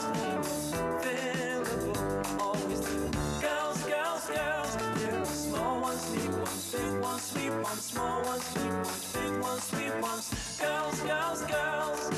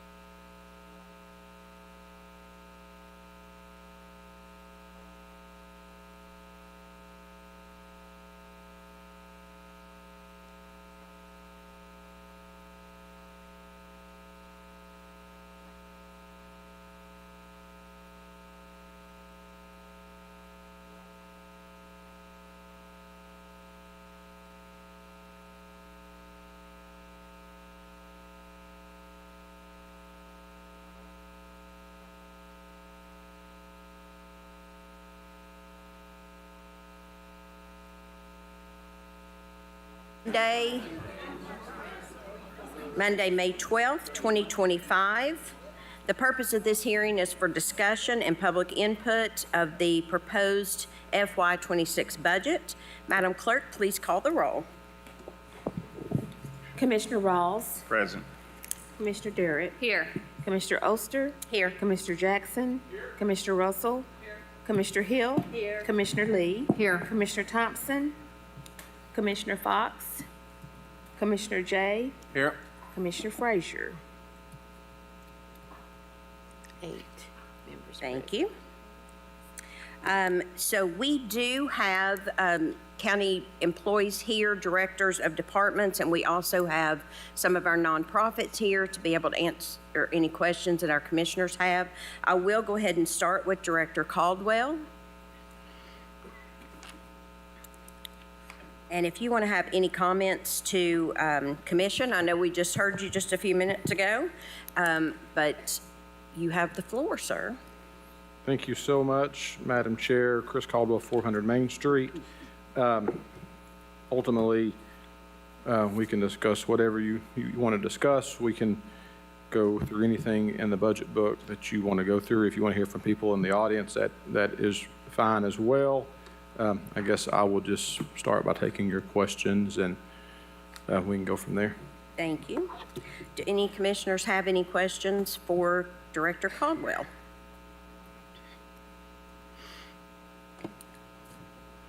Commissioner Hill. Thank you. Director Caldwell, I do see on the preliminary that I have here, you don't like that promotion? I don't think I'd want that promotion, but thank you. I should say demotion. Just wanted to talk to you for a few minutes because everybody, especially county employees, tunes in on raises. So if you could just talk to us a little bit about what that looks like, not only this year, but what collectively, how that all comes together and how you come to the numbers that you presented us for our county employees. I'd appreciate it. Yeah, thank you for that question.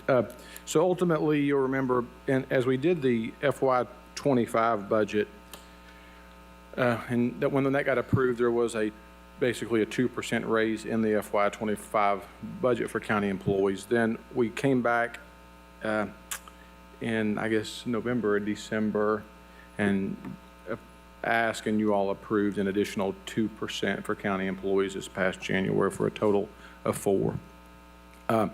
As we prepared this FY26 budget, and I'll talk about, I'm probably going to say some things that you heard at our 1 o'clock finance committee meeting, but I'll say it again anyway. As we started preparing the budget for 26, we realized pretty early on that it was going to be a pretty flat budget from a revenue standpoint. And reason being, and we talked about it, is the property tax ratio has a big impact, especially on any fund that receives property tax, general fund, debt service fund, and schools. And so we knew that, and talking to the property assessor, that ratio had a negative $9.6 million increase, not only for our budget in 25, but as we look at the 26 budget. So so we knew from a property tax standpoint that was going to be fairly flat. Then knowing that we just approved an additional 2% raise back in January, we had to account for that. That wasn't in the 25 budget. So you kind of start behind when you do that. We're always trying to maximize what we can do for county employees. Ultimately, we got to a 2% raise beginning in January of 26. We would prefer to do that earlier, but it's with the revenue constraints the way they are, there was just no way of getting there. And so beginning in January, it'd be one step and 1%, which equates to approximately a 2% raise for employees. What we have said to you all in our individual meetings, and what the mayor always likes to charge us to do, is as we end the year, we will look to to see where things are in FY '25. And if we're able to do more, we will. I will say, for those of you who were at Finance Committee, you heard me say that through March, we were about negative 10 million net from where we were this time a year ago in the general fund. So I'm not optimistic that there'll be anything else there, but we'll still look at it. Thank you. Thank you. And how many employees do we have? Well, I think it's, if you count Roughly. fee offices, so if you want to count everybody, it's like 2,700. I'm looking at Stephanie Cameron. Okay. I think it's around 2,700 if you count everybody. Okay. That's an estimate. And are these raises, does this also include the sheriff's department? The 2% does include sheriff's office. Though the employees that it does not include would be fee offices because they set their own salaries. And so any fee office, which is constitutional officer, that collects fees, that pay for salaries, they will set their own, but I think most typically follow what we do. Okay, and how much is a 1% increase? Cost? Yes, So a 1% increase for the year cost us about 1.3 million. thank you.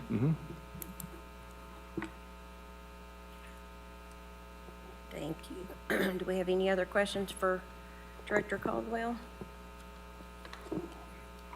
Okay. If not, if you would like, I know we have a lot of people here from the nonprofit agencies. This was the year where, and I'm gonna let Director Jenny Holden get into more details here. There was our FY '25 was the last year of our last 3-year cycle as it relates to nonprofit grants. And so it was time to put that back out to take proposals. And so that was done. So what you have in here is related to those new scores on the nonprofit world. I would say this, we broke that up a little bit differently. We took economic development out separately because I think it's important that we view those separately. And then the other bucket of money would be the amount that comes from hotel motel tax. So anything from a nonprofit world, from our 10% that we can drive and push, I say push, we can push to hotel, motel we do. There's got to be a tourism component to it. And so the ones that are in this book, we are content that there is a hotel, a tourism component to what they do. So I would say, and then the 40% of hotel, motel goes to the direct promotion of tourism, which for us is Visit Knoxville, which we enter into a contract with. And so, but getting into the details of those, what we call community grants now, I'll turn it over to Jenny. Thank you. Director Holden.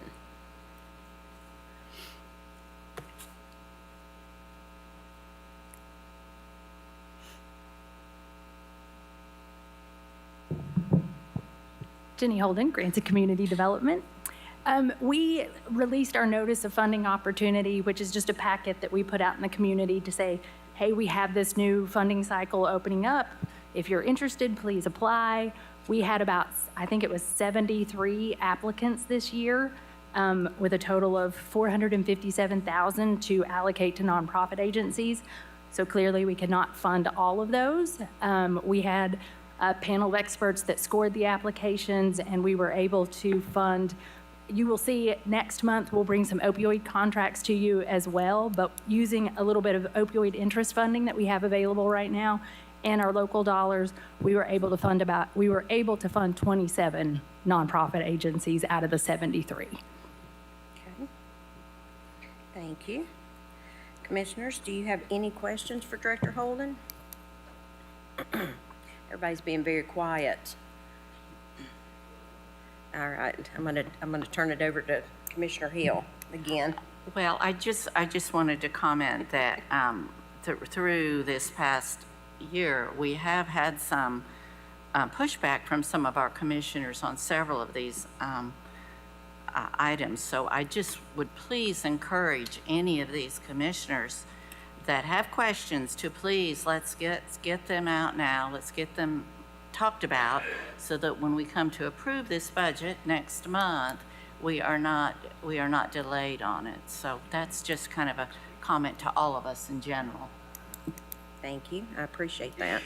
Commissioner Rawls. Thank you, Madam Chair. I guess this question is for Mr. Caldwell. The hotel motel tax, and this isn't, this is not a revenue opportunity conversation. No, I'm kidding.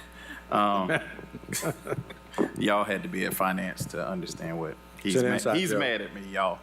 But no, hotel motel tax. Have we seen an increase of that from last year to this year? Yeah, and so, I'm not mad at you yet, is what I should say. Okay. No. So we have saw over the last 4 years continued growth in our hotel motel tax fund. And we decided this year that we would break out a little bit differently this page in our budget, because ultimately we would just show what we would note as defined service contracts. So what we did is, if you look at the Knox County code, and we put the code in there. Basically, for us, we have to do 40% for the direct promotion of tourism, 40% for either debt construction operations or maintenance of tourism facilities. We then have to give 10% to the city of Knoxville, and then we keep 10% that's related to tourism as well. So when you look at hotel, motel, I think that's the most important thing you got to keep in mind is what we fund through there has to be tourism related. And oftentimes we will have some ideas that we think could generate some tourism that we may would call our external auditors on, or the state, to say, hey, we think we could fund this through here. What's your take? And, you know, and we'll get feedback. So everything that's in this list, we're comfortable with as it relates to tourism, right? And one note that I would say, and talked about this, this will be the first budget where we have put our debt obligation for the multi-use stadium in there. It's a little higher than what we had first talked about for one reason. In this first year, the condos and apartments are not going to be done in time, so we get the full benefit of that TIF and pilot, so we have to subsidize that to start. We decided to budget a little bit more high, just to be safe, to try to cover that. It may not end up being that. Sales tax could be higher, so we'll see how all that operates and go from there. But ultimately, anything in here, we view hotel, motel, in our world, in the finance world, in those four buckets, and we'll see how we break out those funding in those buckets. Thank you. Thank you, Director Caldwell. Commissioner Fox, you just got here, so I wanted to be able to say we do have our directors here, and we do have nonprofits here in case you have any questions for them. This is a great time for everybody to ask the questions. It's our budget hearing. We'll have one next week again, but we've had that opportunity to sit down with the mayor, with Director Caldwell, and so this is a time, you know, if anybody has anything. And I would really quick like to recognize Mayor Jacobs just walked in. Commissioner Jay. Thank you, Madam Chair. Mr. Caldwell, can you break out the sheriff's office fixed cost increase? Is that mostly tied to salary? Yes, we can break that out. That's, I know there's a capital side for some equipment, but I'm looking at your note on page. I'm on 24. Yeah. I'm fairly certain that has to do with just. So the 2.5 fixed cost increases, and Jennifer may have the exact amounts that we'll get to you. Ultimately, about 400,000 of that is related to overtime. So it's overtime that they're already spending that we want to budget for. There is also increases in there of pharmacy and food, and I think those total combined, pharmacy and food, maybe 800 to 900,000. But Allison too, she probably has the exact figures. There's also just some contractual increases in there related to contracts in general, and so they have a few contracts that relate to the jail that had fixed cost increases. Am I forgetting anything? Oh, technology crime solving went up as well. And so when you add all those together, it's about the 2.5. That includes, just so you're aware, also in that number, we broke UOP out separate, so UOP is not in that number. So UOP is separate. The 2% raise in January of 25 is separate. So anything that I went over is what makes up that 2.5. Thank you. Yep. Thank you. Do you have any other questions or comments? If you don't mind, Madam Chair, I think it's always important to point this out. And so I think anybody in the audience or anybody who's watching on TV, sit here and they wonder, why is nobody asking questions? I'd like for everybody to know that there's not a day that goes by that I don't hear from one of you 11. And it's not bad. It's just questions, right? What's going on in the budget? What are we doing here? What are we doing there? You all are always asking questions. I hope we are always giving you answers. And so when you sit here and we don't have a lot of questions, I think it's important for the public to know that you all already ask a lot of these, and it's in one-on-one meetings, and it's phone calls, it's at breakfast, it's at lunch, it don't matter. Ultimately, we have ongoing conversations, which I hope that you feel leads to make this process as transparent as possible, although when we get to meetings like this, sometimes there's not questions. Thank you for saying that. That is very true. Commissioner Fox? Thank you, Madam Chair. For Director Caldwell, these may seem random, but I was looking at the Children's Emergency Shelter line item, $45,000. This is on page 31.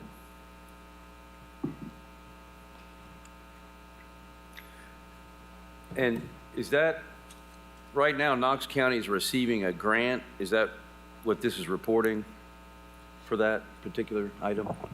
Great question. That is not the grant. So they do get grant funding on top of this.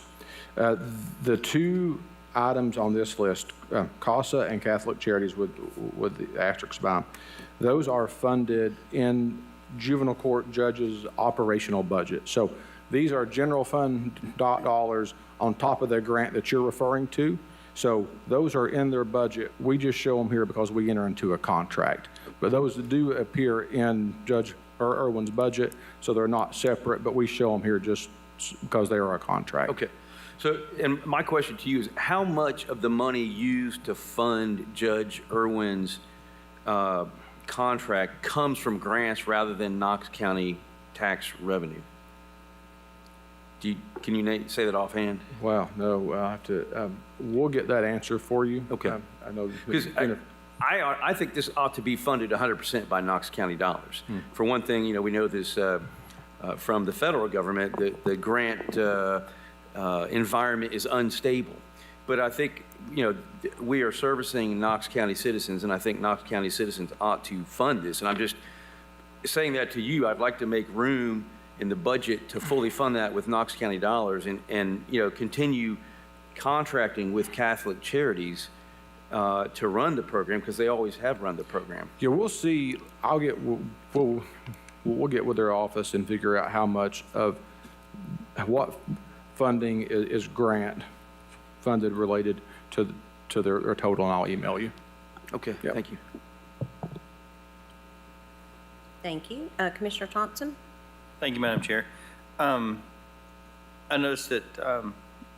the representative from the zoo is here. I had a question. I noticed that, in the hotel motel tax for under debt, construction, operations, maintenance, and tourism, most all of them are pretty self-explanatory, but then I know we have, the zoo receives $175,000 in the 10% section, but we're also receiving $1 million. Would you care to elaborate what that money will be going towards and spent on? Sure. Thank you for the question, and thank you. I'm Bill Street, the President and CEO of Zoo Knoxville. The zoo is the largest visited organization here in the city. We have a little close to 600,000 visitors. Those dollars are going to be used for a public event area that's located within the zoo that will service a couple of different purposes. The first, I'm not sure everybody is aware, but all Knox County Public School students come to the zoo for free as part of a field trip program. We love that. It is very unique in the zoo world. That's usually not something that happens, and we appreciate that. In fact, we had 4,000 people there today, I think, from that zoo in the rain. One of the challenges we face is that they don't have necessarily spaces to have lunch, and they come here during that hour of 9:30 to 10 o'clock in the morning till 2 o'clock in the afternoon. So that is going to be redeveloping an old area of the zoo that's going to allow for those lunches to happen and to ease that access. And then in addition, we are working to make the zoo even more resilient. So we are opening up some new exhibits, including a new attraction that happens this winter. And that will be an evening event. And so that space will be utilized for that event space as part of that experience, and will provide opportunity for food and beverage and other components, other revenue generating things to help make the zoo more resilient. Gotcha. So that plan will be hopefully implemented into the end of this year and then into the next year, 2026. Okay. And I'm assuming a project of that scale, the $1 million here is not going to be enough to fully cover that project. Correct. It is part of an overall $7 million capital improvement in the overall zoo, which includes an area called the Ravine and a bunch of areas. If you've been to the zoo recently, you'll notice we got a lot of mud today all over the place. That's just part of that overall experience. I think it's important to note that our zoo is unique in that we see 50% of our attendance is tourism-based and 50% is local resident-based. That's important because we have been able to track that economic impact. Our visitors spend about $35 million a year in Knox County when they come to visit the zoo and spend time here. And that a particular experience we're providing the hope is that that's going to generate another night visit here, which only helps with the hotel and motel tax and the other areas for that tourism component. So that's a very high percentage of visitation that's coming into this community from externally. Okay. Thank you very much. Yeah. Thank you. Commissioner Fox? If you want to just, before you sit down, you can say on the hot seat. Oh, I thought it was so close. Yeah. I know there's at least one 501c3 organization that uses the zoo as a fundraising opportunity. And I just want to know, is that available to all 501c3s? Can they call up the zoo and say, hey, we want to do a fundraiser, and the zoo would just make that facility available to all? It kind of depends. So the way we handle most of those community-based components is that we look at them as almost private events. So a 501c3 that wants to come out to the zoo can work with us in partnership. In many cases, some of those experiences like the fun runs and some of the other components, they are actually renting the zoo space for that particular time period to cover our expenses and so forth. And so we run them almost as private events, although they are handled from 501c3 particular groups. Our goal is to make the zoo as accessible as possible, but as you can imagine, if we opened up to come to the zoo for free for every 501c3 in East Tennessee, we would be very, very busy, and the zoo would probably not be open to the public all the time. So it's a little bit of more of a interaction in terms of them hiring the space for that early morning event or the evening event. But the intent is to grow more and more of those opportunities so that we're a bigger part of the community. Okay. Are there any 501c3s that currently are not paying rent, in other words, renting out the facility as a private event in order to conduct a fundraiser or, just an event? I'll have to get back to you with a list of those. I am sure that we're doing small components for some 501c3s, but the really bigger events that you see there, typically those are rented out, and especially those that are associated with a corporation, so a hospital fund run or something like that. There's typically that's typically run like a particular event. But I'm happy to provide you with a list of all the groups that we. And now we'll have meetings there regularly. If Allison over there wants to do a meeting at the zoo, she knows me. She can call me up. We'll give her space for those kinds of things. But the intent is for big events, and especially those public events. That's handled like an event. I would greatly appreciate a list of those entities and, whether or not they're, paying effectively a rental fee for the facility. Happy to provide. Give me just a day or two and I'll get that to you. Okay, thank you very much. Thank you so Thank much. you. I appreciate it. Okay, do we have any other questions? All right. Yeah, I do have a question, for Okay. Director Caldwell.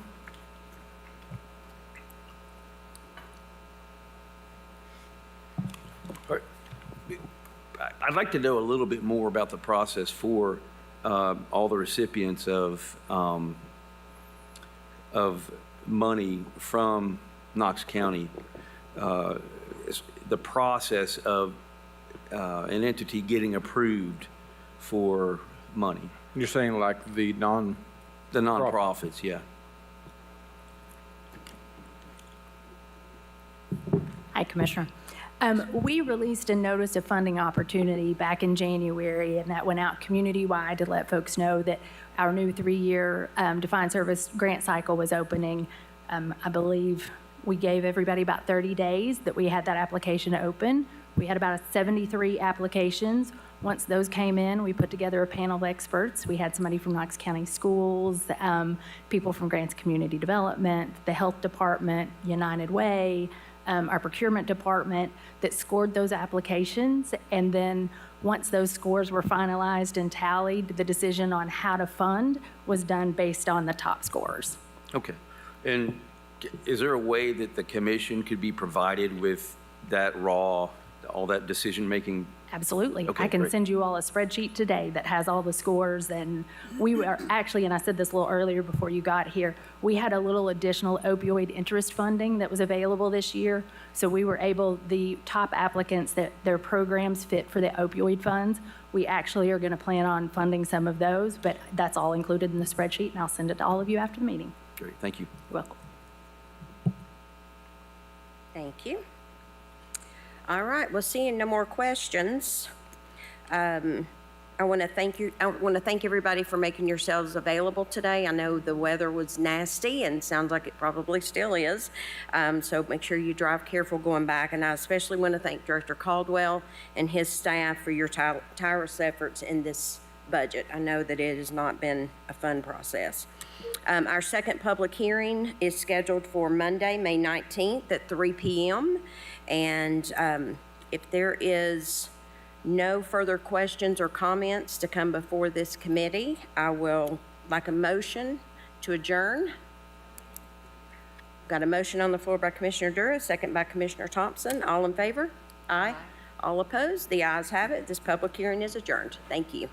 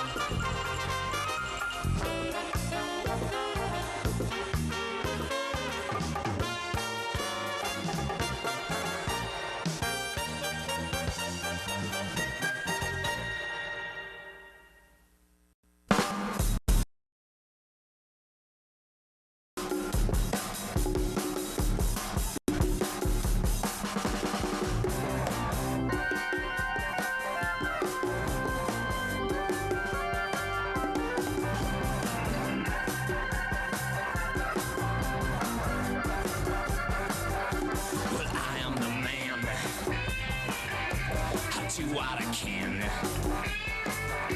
to give you love, girl, to make you happy. Tell you why, to help me fly over the clouds and away. Well, you are the woman that I love, girl. Got to have you. Well, it'll be right, girl. Come with me, then you'll see our lives will start from today. Love isn't easy, but I'll explain. I am the one man to ease the pain.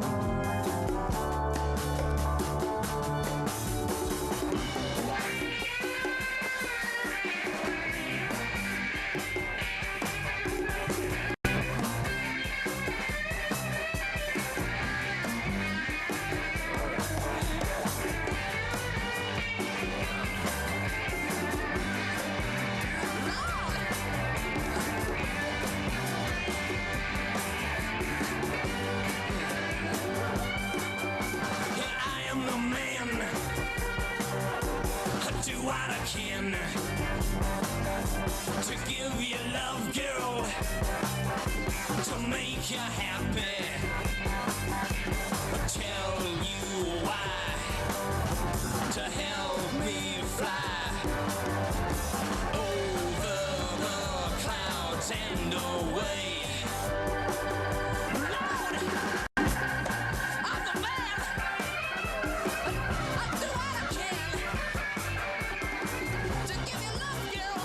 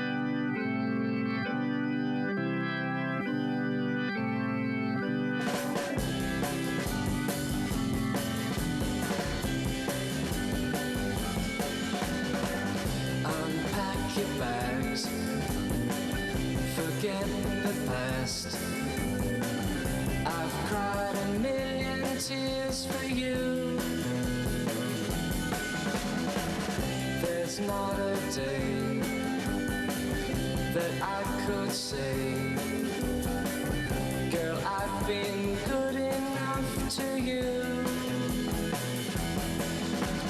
I am ready to admit that I was wrong. I'm sorry I misused the love you gave so long.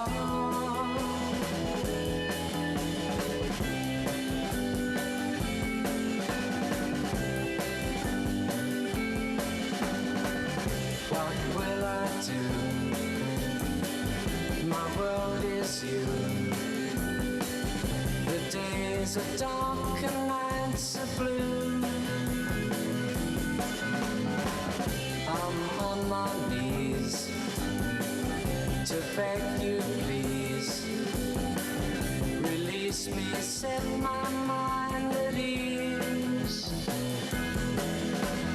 I am ready to admit that I was wrong. I'm sorry I misused the love you gave so long. Unpack your bags, forget the past.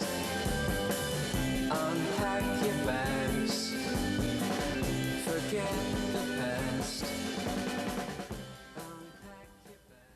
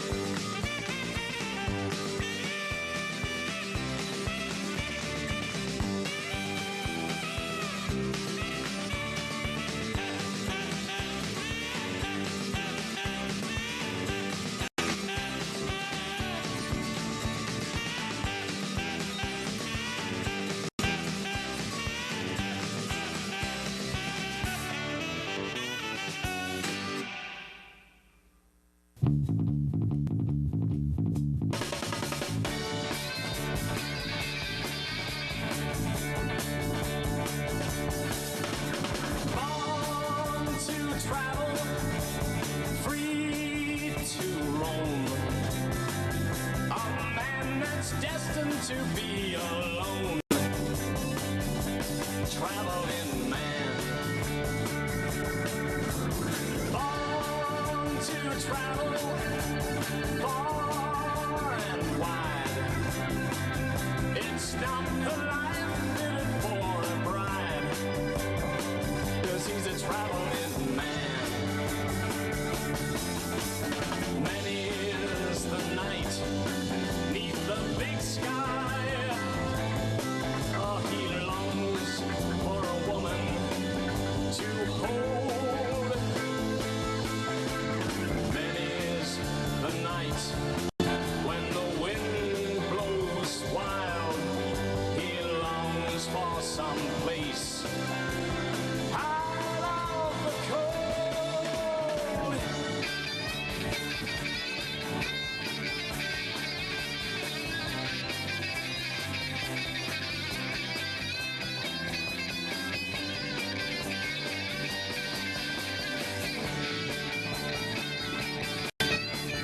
Many is the night neath the big sky. Oh, he longs for a woman to hold. Many is the night when the wind blows wild. He longs for some place out of the cold. Born to travel all life through. There's lots of places to see that's new when you're a traveling man. Traveling man. Oh, traveling man. Traveling man.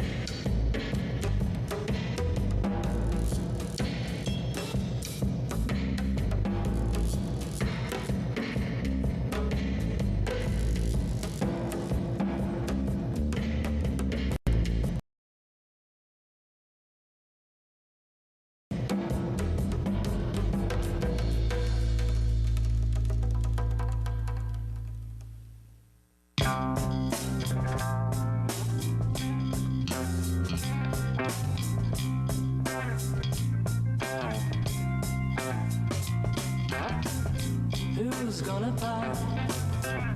Who's gonna buy? Who's gonna be the lucky guy? I don't want love, I don't want kisses. When love walks in, the money's missing. You see me selling love tonight. I don't want guys who need a steady. I'm a good time girl, have your money ready. You see me selling love tonight. Who's gonna buy it? Who's gonna buy it? Who's gonna be the lucky guy? Oh, who's gonna buy it? Oh, who's gonna buy it? Who's gonna be the lucky guy? Oh, every man I've known adored me, but one man just can't afford me. You see me selling love tonight. Lord, all you girls, take a tip from me. You want diamonds, it's the way to be. You see me selling love tonight. Ah, who's gonna buy? Ah, who's gonna buy?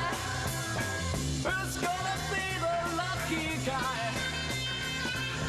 Well, I used to think romance was a thing, but romance never got me a diamond ring. Oh, who's gonna buy it? Who's gonna buy it? Who's gonna be the lucky guy? Gonna be the lucky guy. Said, who's gonna buy it? Who's gonna buy it? Who's gonna be the lucky guy? Oh.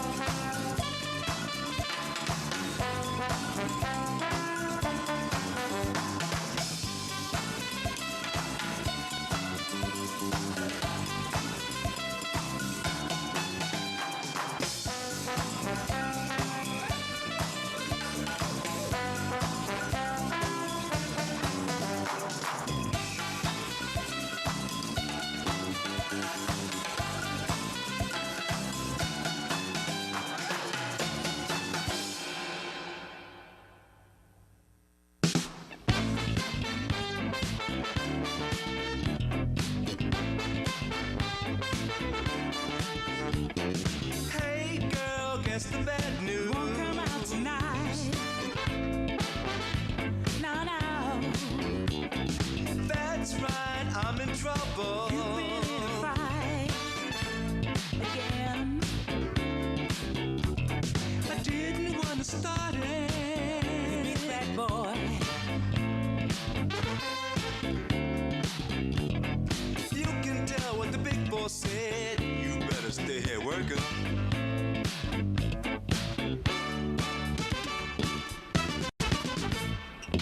I'm going out tonight. I'm gonna make the good times happen. I'm so tired of sitting home and watching TV. I have got to dance or else I'm going crazy. This girl's on the loose.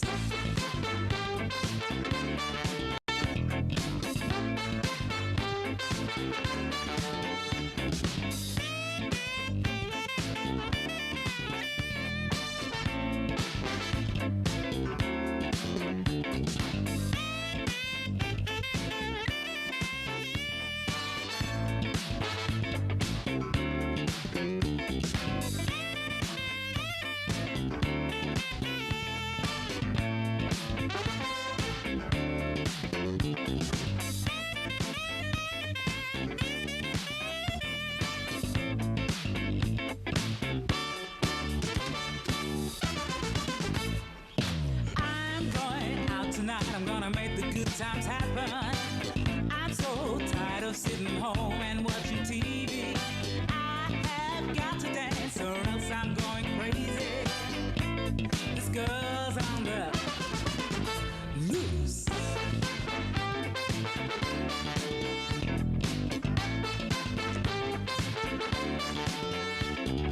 Hey girl, guess the bad news won't come out tonight. No, no, no. That's right, I'm in trouble. You've been in a fight again. Didn't want to start it. Big bad boy. You can tell what the big boss said. You better stay here working.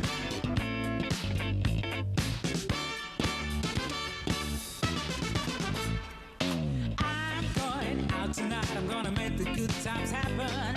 I'm so tired of sitting home and watching TV. I have got to dance or else I'm going crazy. This girl's on the loose.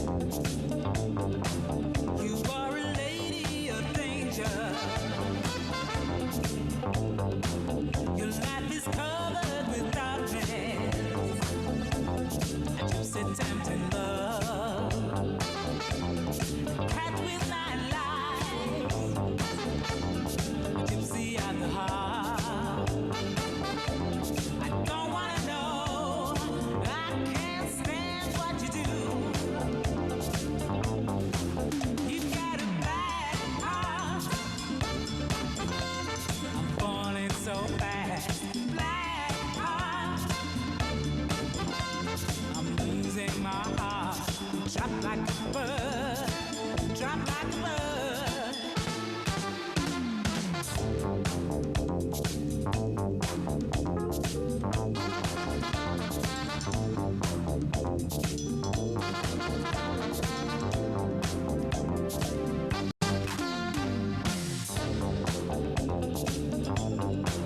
Your eyes are rose to the future. Your eyes are lost in the past. Tendress of the heart. Vision of gold. Gypsy of the harbor. I don't wanna know. I can't stand what you do. You got a black heart. I'm falling so fast. Black heart. Losing my heart. I'm trapped like a bird. Trapped like a bird.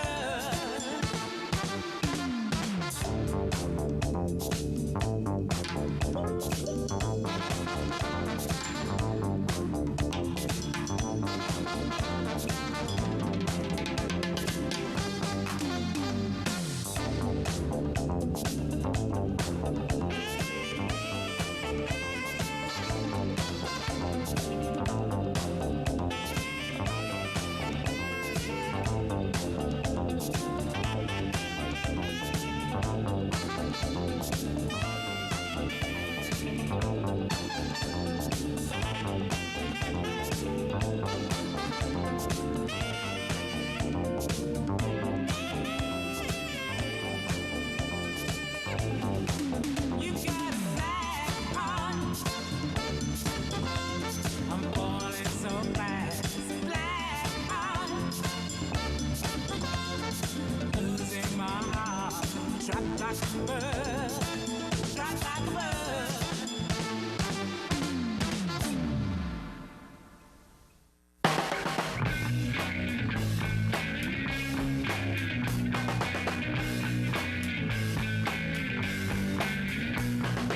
If I found my lover gone, it would make me sad.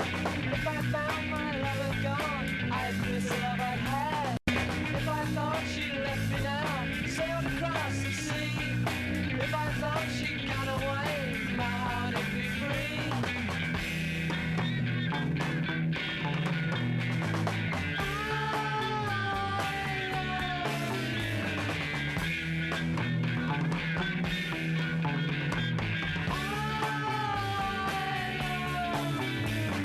If I found she'd gone away, never to return. If I thought she'd gone away, my heart it would burn. As the flames they left around my sorrow.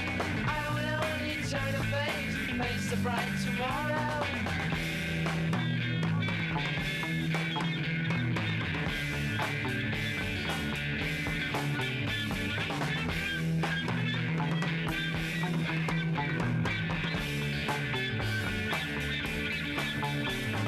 If I find somebody has turned away my mind, seeing me in other shades, colors they are blind.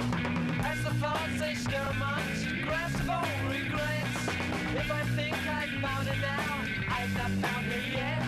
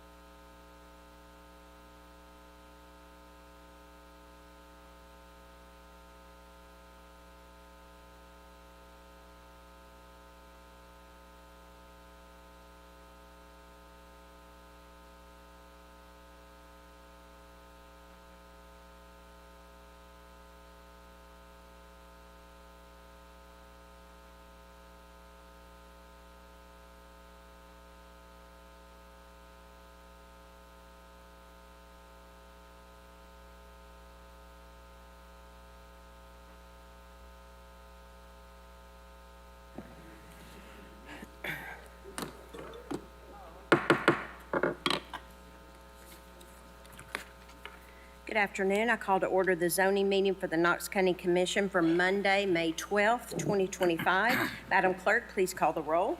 Commissioner Rawls, Present. Commissioner Durrett, Here. Commissioner Oster, Here. Commissioner Jackson, Commissioner Russell, Commissioner Hill, Here. Commissioner Lee, Here. Commissioner Thompson, Here. Commissioner Fox, Commissioner Jay, Here. Commissioner Frazier. 10 members are present. Thank you.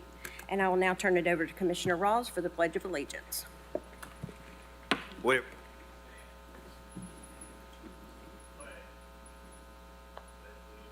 To the flag of the United States of America and to the republic for which it stands, one nation, under God, indivisible, with liberty and justice for all.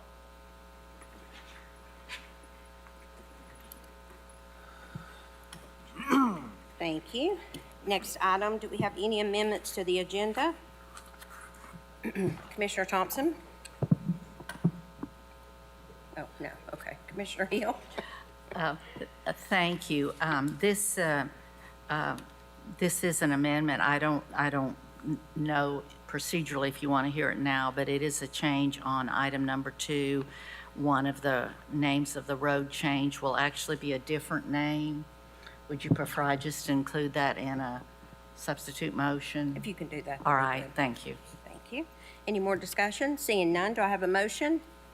Motion to approve. Motion from Commissioner Durrett, second by Commissioner Jay. All in favor? Aye. All opposed? The ayes have it. Next item, approval of minutes of previous meeting. Any discussion? Seeing none, do I have a motion? Motion to approve. I have a motion on the floor by Commissioner Hill, second by Commissioner Lee. All in favor? Aye. All opposed? The ayes have it. Public forum, agenda-only items, we don't have any. I'll now turn it over to Director Moyers to swear in the individuals. All right, if you're here to speak to this board on any item on the agenda, either for or against, please stand and raise your right hand. Everybody? All right. Everybody? All right. Do you solemnly swear or affirm testimony you're about to give be the truth, the whole truth, and nothing but the truth, so help you God? Be seated, please. Thank you. Madam Clerk, if you'll read the first item, please. 4C25RZ is a request of Vyacheslav Dalko for rezoning from A agricultural to RA low-density residential property located at 754 South Gallagher View Road, parcel ID 133018 in the 4th Commission District. Thank you. Is the applicant present? If you'll come to the podium, please.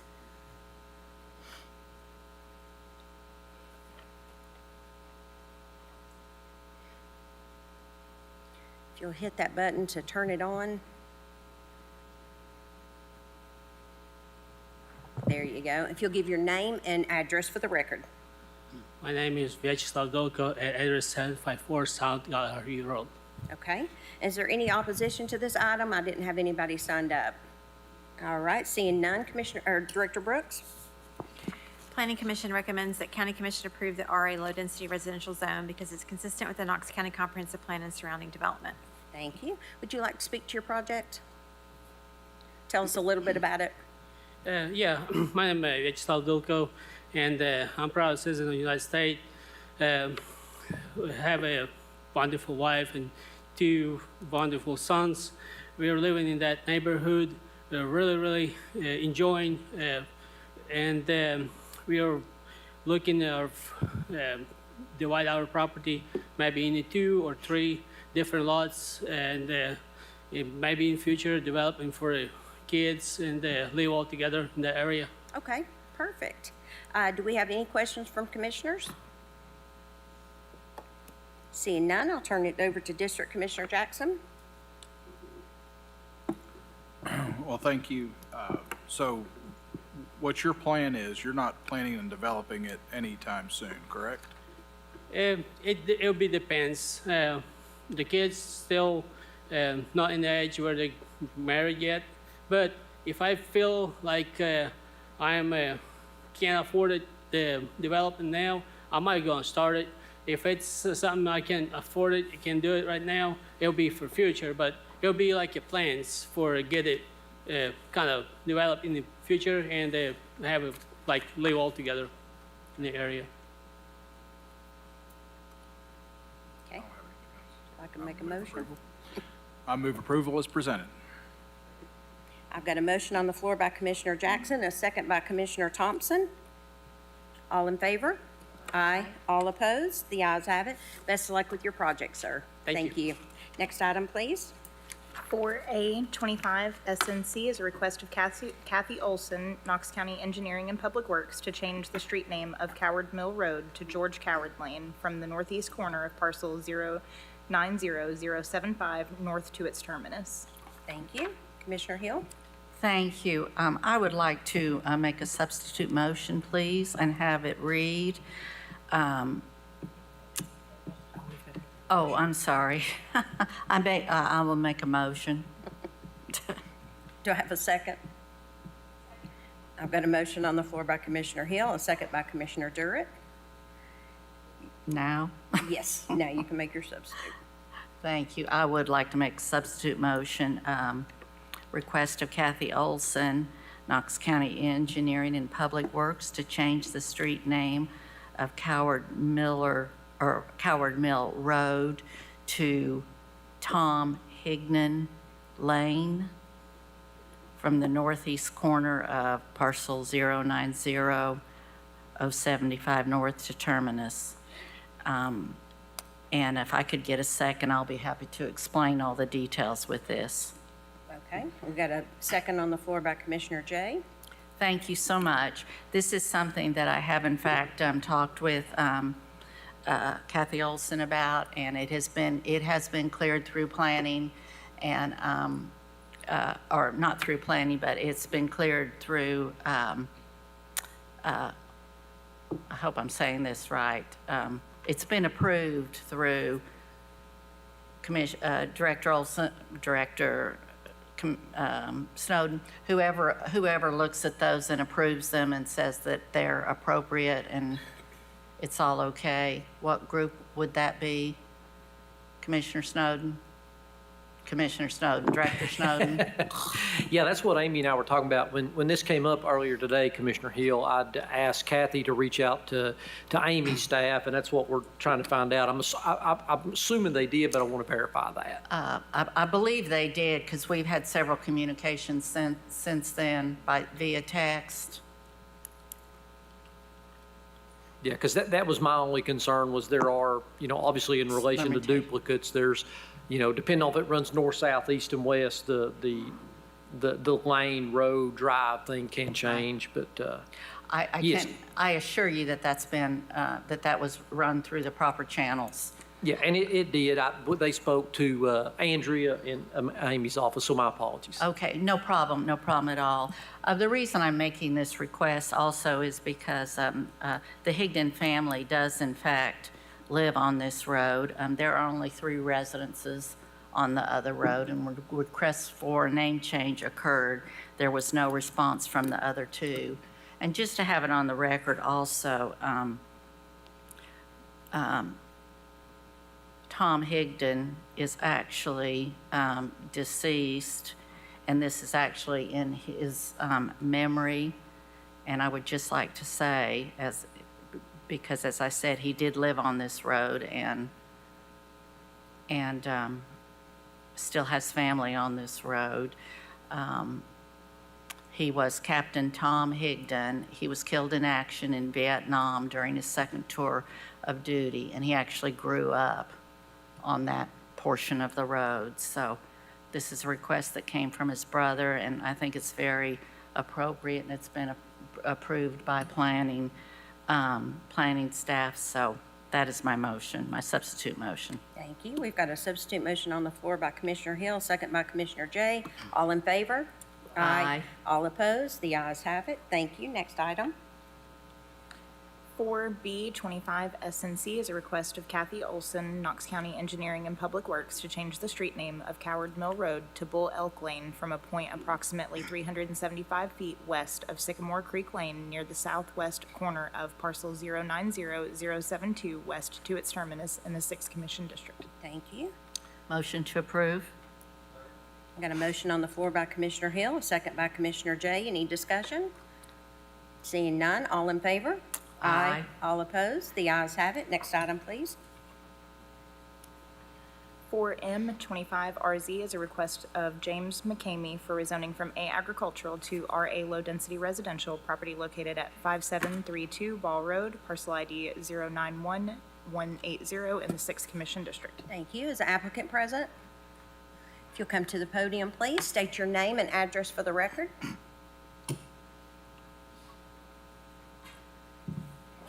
James McCamey, 5732 Ball Road. Thank you.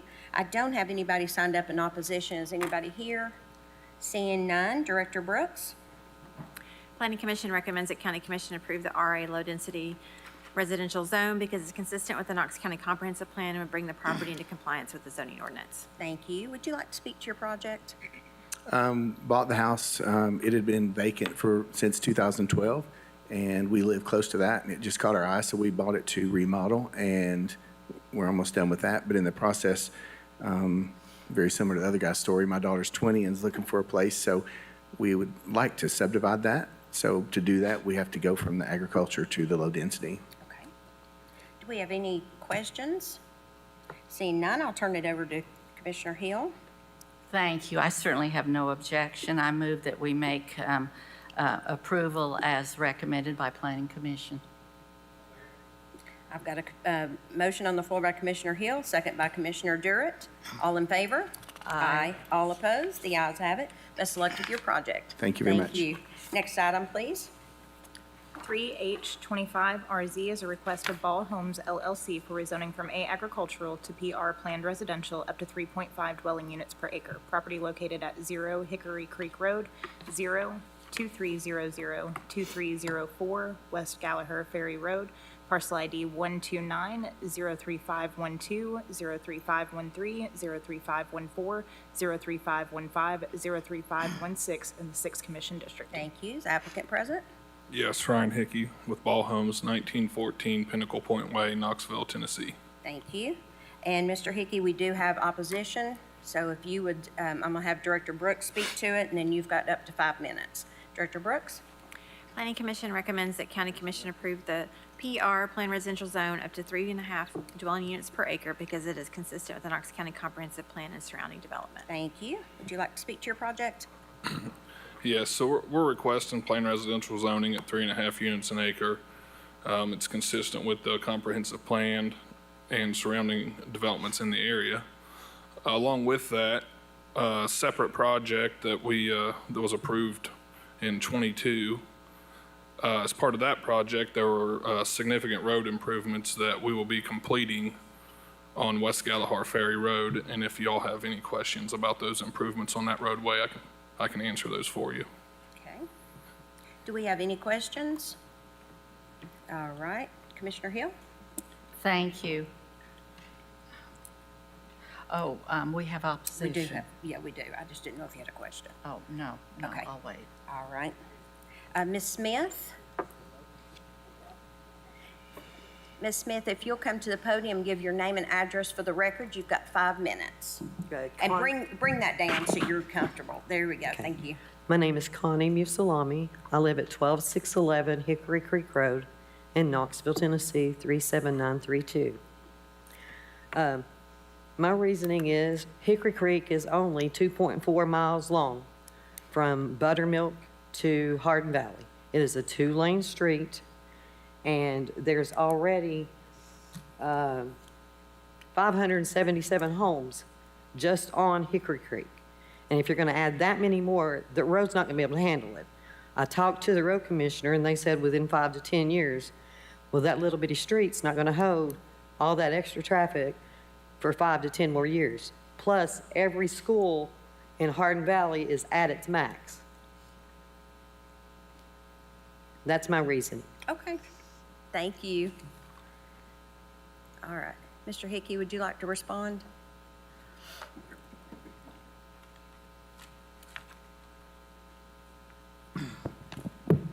So as far as Hickory Creek Road, a previous project that we did, in conjunction and partnership with Knox County Engineering Public Works, we contributed to a new roundabout out there. That was a significant improvement to that roadway.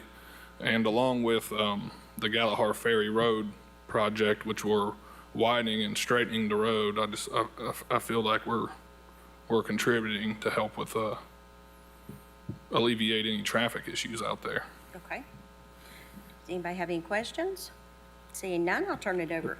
Commissioner Jay, I'm sorry. That's okay. Mr. Snowden, can you help us understand the road? What's going on with both the current improvements and Yeah, I'd be glad the to. concerns of the woman who spoke? Yeah, as part of the, and Mr. Hickey kind of mentioned this, as part of the previous approval, anybody's familiar with West Gallagher Ferry knows it comes in at a pretty steep grade, both horizontally and vertically. And the proposed plan that has to be implemented before any of those lots are occupied in the subdivision that was previously approved has to be lined up. Instead of coming in kind of at a 60-degree angle, it comes in at a 90-degree angle. And then as you go up that grade, there's a pretty sharp curve to the left that has limited visibility.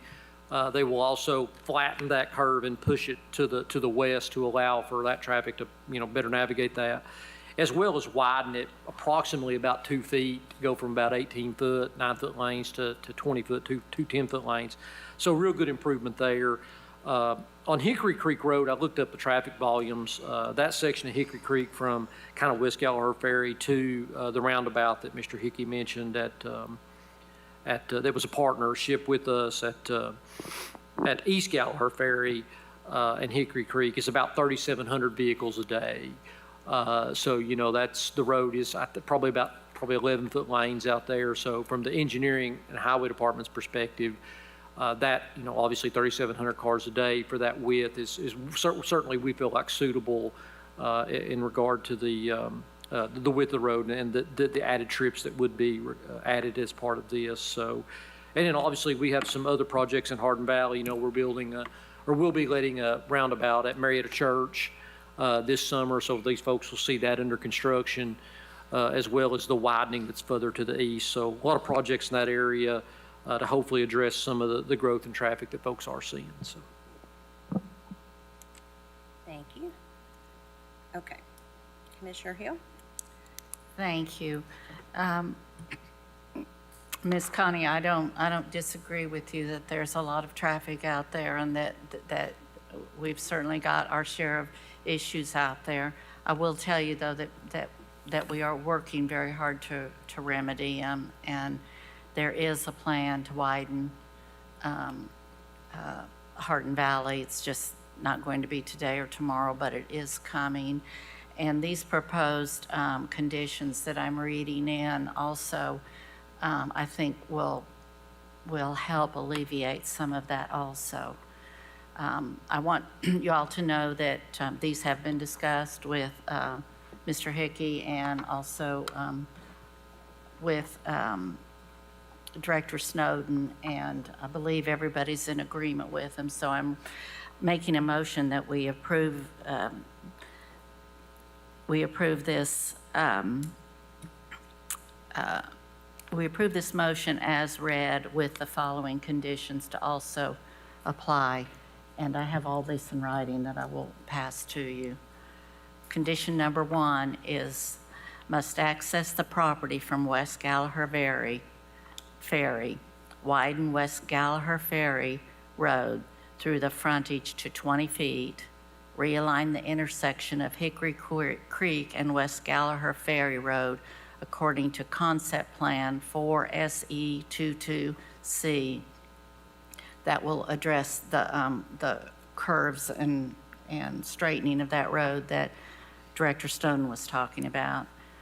Condition number 2, all off-site road improvements must be completed prior to recording plats at the expense of the applicant and comply with engineering and public work road standards. This was also in the previous concept plan, and I'm going to review that language too. In a nutshell, what it's saying is these road improvements have to be done first. The prior concept plan reads, implementing the recommendations of the West Gallagher Ferry Road Subdivision Transportation Impact Study as revised and approved by Planning Commission staff and Knox County Engineering and Public Works. Exhibit is attached. including but not limited to the realignment of West Gallagher Ferry Road as proposed in the concept plan of 3/8/22 and obtaining any necessary off-site grading easements. The final design of the road alignment and timing to the construction are to be worked out with Knox County Engineering and Public Works during the design plan phase. All off-site road improvements are to be completed before the first phase of the subdivision is platted. If any portion of the proposed West Gallagher Ferry Road changes from the proposed realignment, Planning and Knox County Commission and Public Works staff may require a new concept plan to be approved by the Planning Commission or the elimination of some or all of the lots with direct access to West Gallagher Ferry Road. And that was in the March 22nd concept plan. And I believe, Mr. Hickey, I heard you say that you are already in the works on that project. Yes, we started last week grading out there for these road improvements, so it's ongoing. Not very fast with all the weather, but we hope to have them completed within the next 2 months. Great, all right. So that is, my motion is read. Okay, I have a motion on the floor by Commissioner Hill. Who was that? First. Durrett, okay. A motion on the floor by Commissioner Hill, second by Commissioner Durrett. Any more discussion? Seeing none, all in favor? Aye. All opposed? The ayes have it. Best of luck with your project, Mr. Hickey. Thank you. Next item, please. 2H25RZ is a request of Benjamin C. Mullins for rezoning from CA General Business and A Agricultural to PR Planned Residential up to 12 dwelling units per acre. Property located at 0 and 3110 Gray Hendricks Road, parcel ID 091, 019, and 018 in the 6th Commission District. Thank you. Is the applicant present? I'm here, Ben Mullins, 550 West Main Street. Thank you. I don't have anybody signed up. Is there anybody here in opposition of this item? Seeing none, Director Brooks. Planning Commission recommends that County Commission approve the PR Plan Residential Zone with a density up to 12 dwelling units per acre for the TN Traditional Neighborhood and CMU Corridor Mixed-Use Place Types because it's consistent with the comprehensive plan and supported by residential amenities subject to one condition. Thank you. Mr. Mullins, would you like to speak to your project? Briefly, we had initially asked for a place type amendment as well. You'll see in the kind of the south east corner, there's a little bit of the rural commercial. It's a hillside protection. Planning staff recommended against that, and we accepted their recommendation there. So that's not part of this application. It's only the part that is in the traditional neighborhood, the brown portion of the comprehensive plan. When we first started this process, we only had access to Gray Hendricks, which is not ideal. There's a hairpin curve not far from the intersection of an unnamed county right-of-way that enters into this property. We postponed this a few times to talk to the neighbors and to also work with the owner of the Exxon that has direct access to Oak Ridge Highway, and we were able to work out a land swap, and you'll see now that we do have direct access to Oak Ridge Highway. The property owner, Grant Denton, he bought this property in order to build on it and then began receiving offers to purchase the property. So he approached me about going ahead and getting it rezoned as part of the process. It is under contract with RP Developments. I have circulated, I think you all have seen, a very preliminary concept plan for attached townhomes that are going to be on individual lots. So there'll be a concept plan along with that. And that concept plan works out to just shy of 10 units an acre. And so we're willing to reduce our request tonight here to, instead of the 12 units an acre, the planning staff and planning commission recommended to the 10 dwelling units an acre. And that concept plan have to be tweaked a little bit. I think we're going to move. It shows some of the residences in that rural area, and that'll have to be relocated and maybe put some common amenities in that area instead. But we're happy to answer any questions about our application, but we would ask that you approve 10 units an acre as recommended by staff with the one condition. Thank you. Do we have any discussion? Seeing none, I'll turn it over to District Commissioner Hill. Thank you. This was a really tough one, and I'll tell you, we did not come to it easily. We have had a very large community meeting about this, very contentious at times. Kudos, though, to everyone that finally did come together in the end, and as can happen so much when development occurs, so much wrong information can get out, because this was originally splashed all over, which indicated there was going to be these huge apartments, 24 units per apartment, which in fact could have been asked for, and I did try to point out on multiple occasions. However, meetings with the property owner and his representative, and more attempts at meeting with some of the surrounding property owners did not yield the result I hoped that they would, because there was absolutely no compromise to be had. There was just none. And knowing full well that this is in part a plan of the part of the approved planned growth area that is already in place, and I am trying very hard to adhere to the spirit of the new growth plan that we adopted. I do feel very good about the compromises that were made, and with the change that Mr. Mullins had already recommended at 10 units per acre with the one condition attached, I do make a motion for that. Before it's approved, I do want to put on the record, though, because I would imagine several residents are listening, that we do have a concept plan that I'm happy to share, a preliminary concept plan that I'm happy to share with the people surrounding this property. I will also tell you that the people that are buying this property, their traditional mode of operation has always been to sell their units. So these are going to be attached townhomes. These townhomes will all have garages, and this, in addition to a nice community center with a pool. Another thing I was very glad to hear is that they also have a maintenance-free community. So this means it will be a well-kept, we anticipate, owner-occupied community, and at 10 units per acre, considering what it could have been. I feel very, very good about the middle ground that we were able to find in this.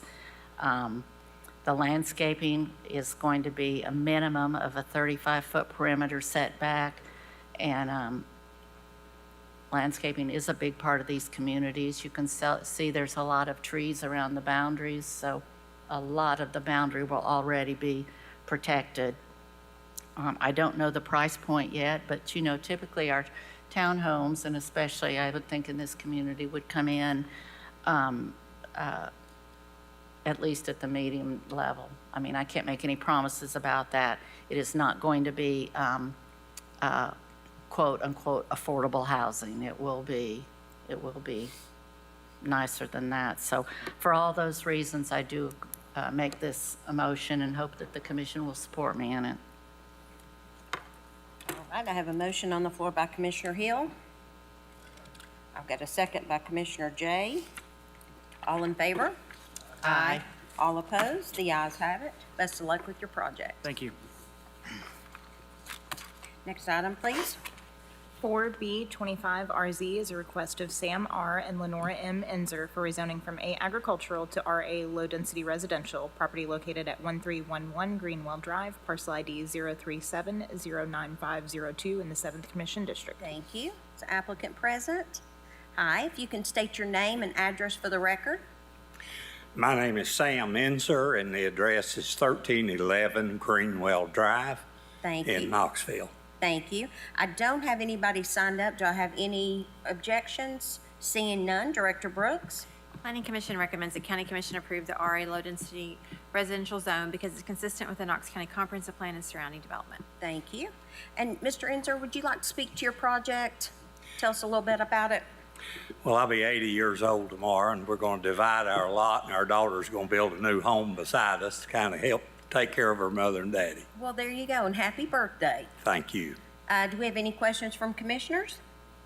Seeing none, I'll turn it over to District Commissioner Lee. Thank you, Madam Chair. I would like to go ahead and make the motion to approve the low-density residential zone because it's consistent with the Knoxville Comprehensive Plan and surrounding development. Thank you. I've got a motion on the floor by Commissioner Lee, a second by Commissioner Thompson. All in favor? Aye. All opposed? The ayes have it. Best of luck with your Thank project you. and happy birthday again. Thank you. Have a good evening. Next item, please. 4E25RZ is a request of Noah Hudson for rezoning from A agricultural to RA low-density residential, property located at 6100 Lacey Road, parcel ID 068JA011 in the 7th Commission District. Thank you. There's the applicant. Hi, if you'll give your name and address, please. Diego Sanchez, 8880 Cedar Springs Lane, Knoxville, Tennessee. Okay, and I don't have anybody signed up for objection. Is anyone here? Seeing none, Director Brooks.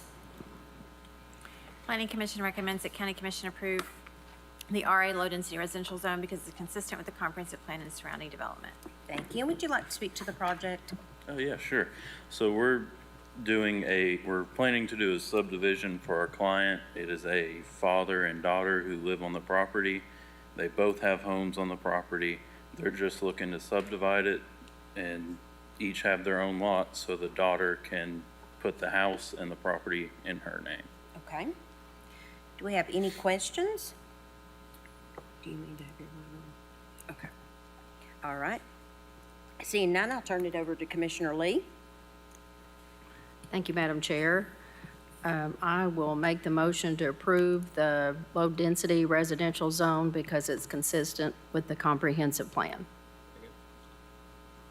I've got a motion on the floor by Commissioner Lee and a second by Commissioner Thompson. All in favor? Aye. All opposed? The ayes have it. Best of luck with your project. Thank you. Thank you. Next item, please.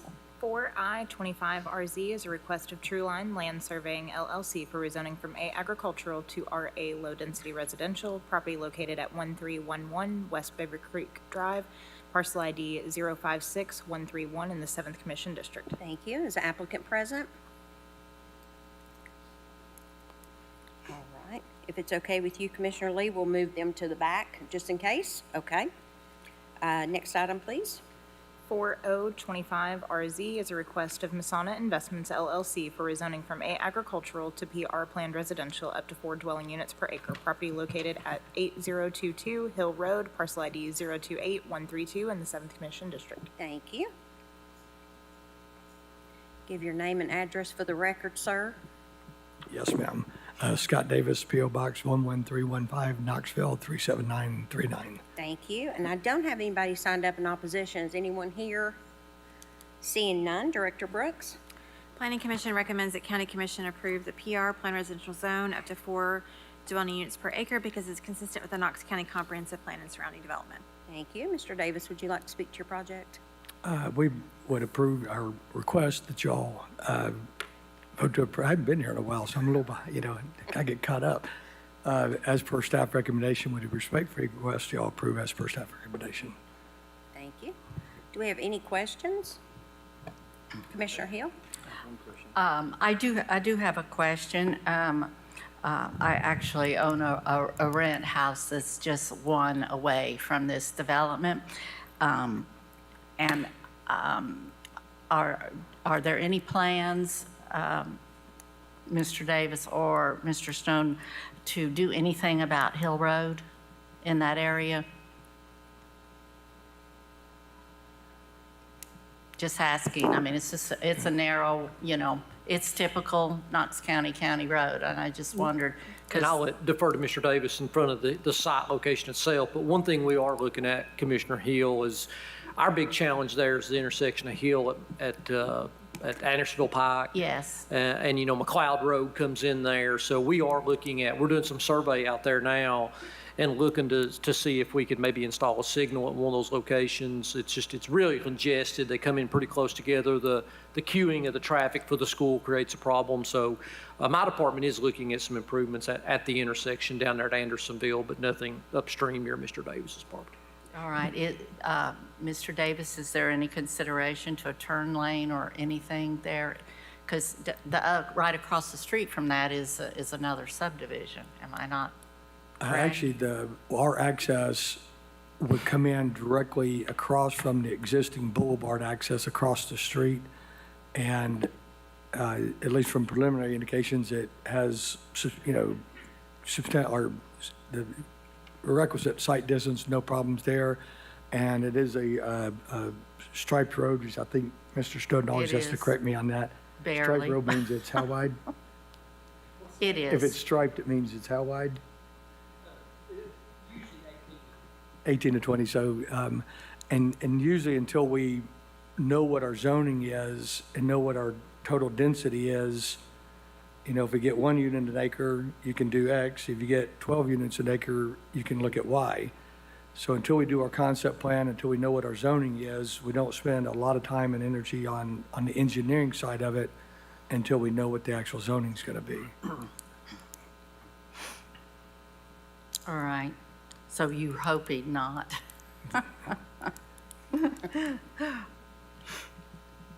I do understand what you're saying. I just do have a little bit of concern because that's quite a few more houses to add to that area. But again, that's just speaking as an owner in that area. But those were just my comments. Thank you. Commissioner Thompson. Thank you, Madam Chair. I'd kind of echo what Commissioner Hill said with the intersection of Hill Road and Andersonville Pike. You've got McLeod there too. And when you pull out from Hill Road on Andersonville, you kind of have to look behind and then commit and go. It is a congested area. So whatever engineering, if we can, if we're looking at that, that definitely should be a higher priority in that area. I agree. Just in general. The other question I had, and I had this pulled up. Have you? It's right there on the border, whether it's District 7 or District 8, and I had folks calling me, and I'm like, no, call Commissioner Lee. It's not mine. I mean, I'll listen to you, but you need to call her.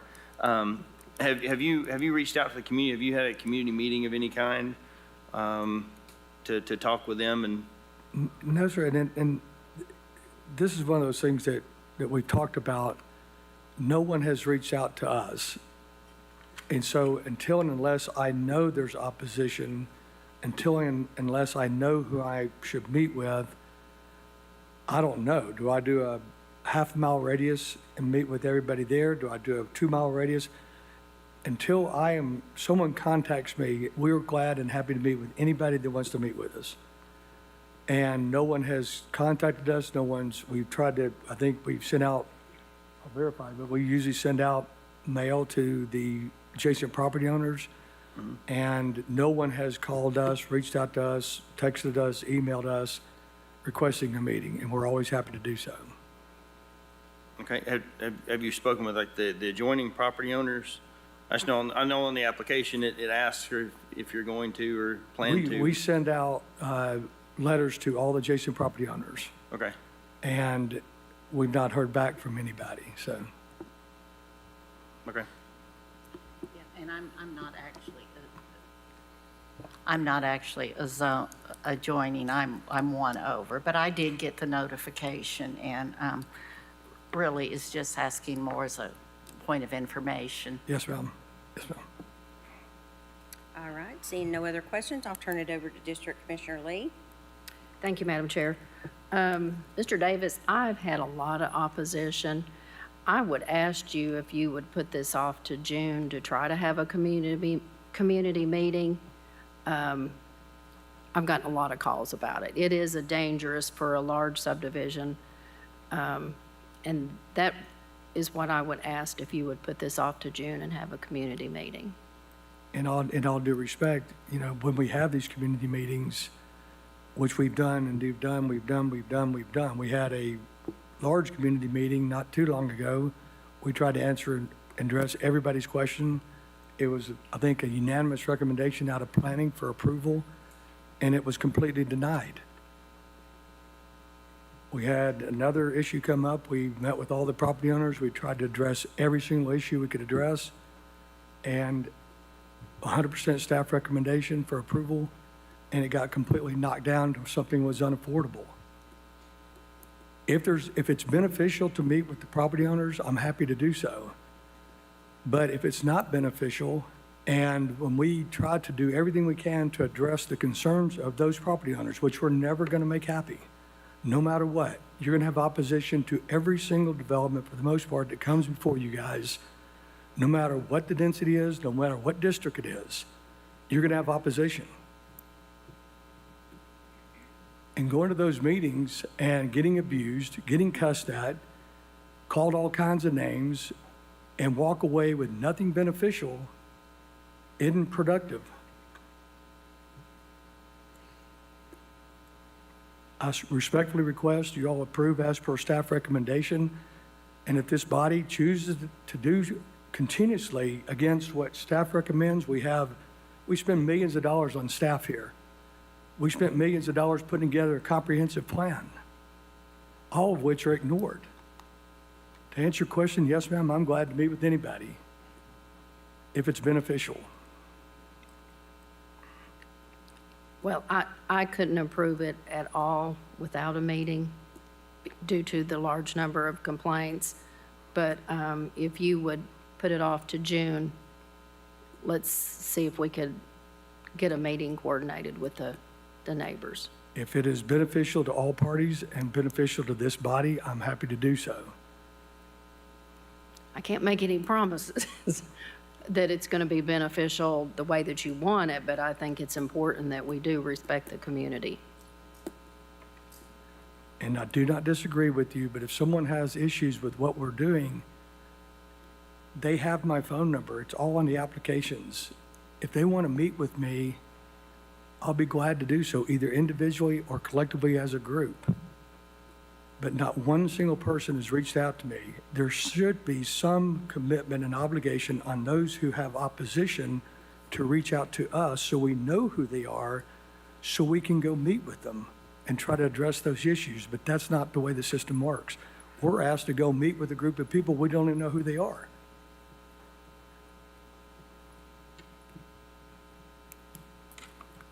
Yes, ma'am, if it is beneficial to you all and as per your request, I'm happy to postpone for 30 days and we can get together and schedule a meeting at your all's convenience.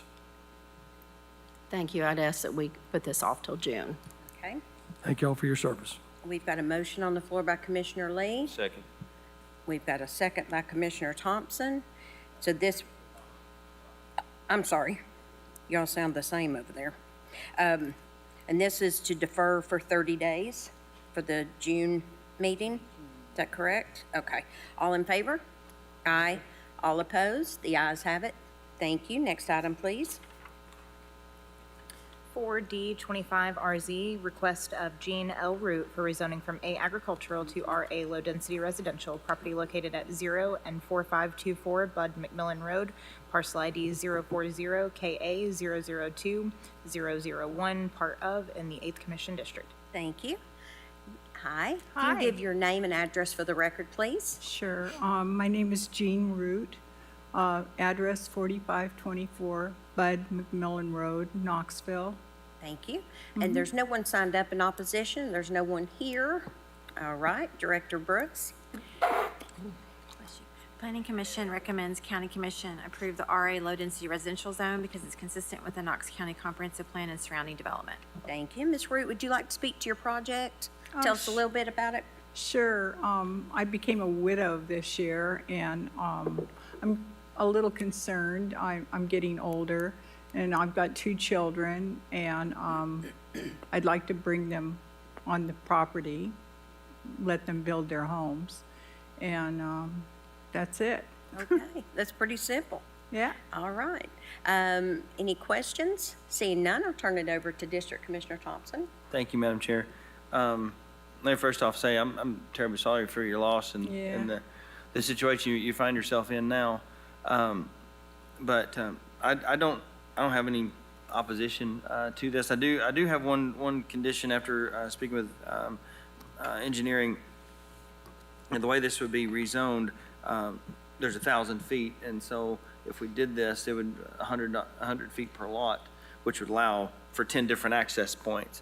And so all I would, the condition I'm proposing would be to approve this with the condition that there's no access to Washington Pike and that a creation of a private access or easement for the shared driveways to consolidate the access points where line of sight is maximized and spacing is optimal. Okay. Just for safety reasons. All right, we have a motion on the floor by Commissioner Thompson. A second by Commissioner Lee. All in favor? Aye. All opposed? The ayes have it. Best of luck with your project, and again, we're so sorry to hear about your loss. Oh, thank you. Have a good evening. You too. Next item, please. 4H25RZ, request of Justin Vaughn for rezoning from A agricultural to PR planned residential up to 2 dwelling units per acre. Property located at 8216 Norris Freeway, 028-01702 in the 8th Commission District. Thank you. Hi. Hello. If you'll give your name and address for the record, please. My name is Lan Nguyen, 8214 North Freeway. Okay. I don't have anybody signed up. Do we have any opposition? Seeing none, Director Brooks. Planning Commission recommend that County Commission approve the PR plan residential zone up to 2 dwelling units per acre because it's consistent with the Knox County Comprehensive Plan and surrounding development. Thank you. Would you like to speak to the project? Yes. This will be my first project, and I enjoy making quality houses for people, and I hope it gets approved. Okay, thank you. Do we have any questions? Seeing none, I'll turn it over to Commissioner Thompson. Thank you, Madam Chair.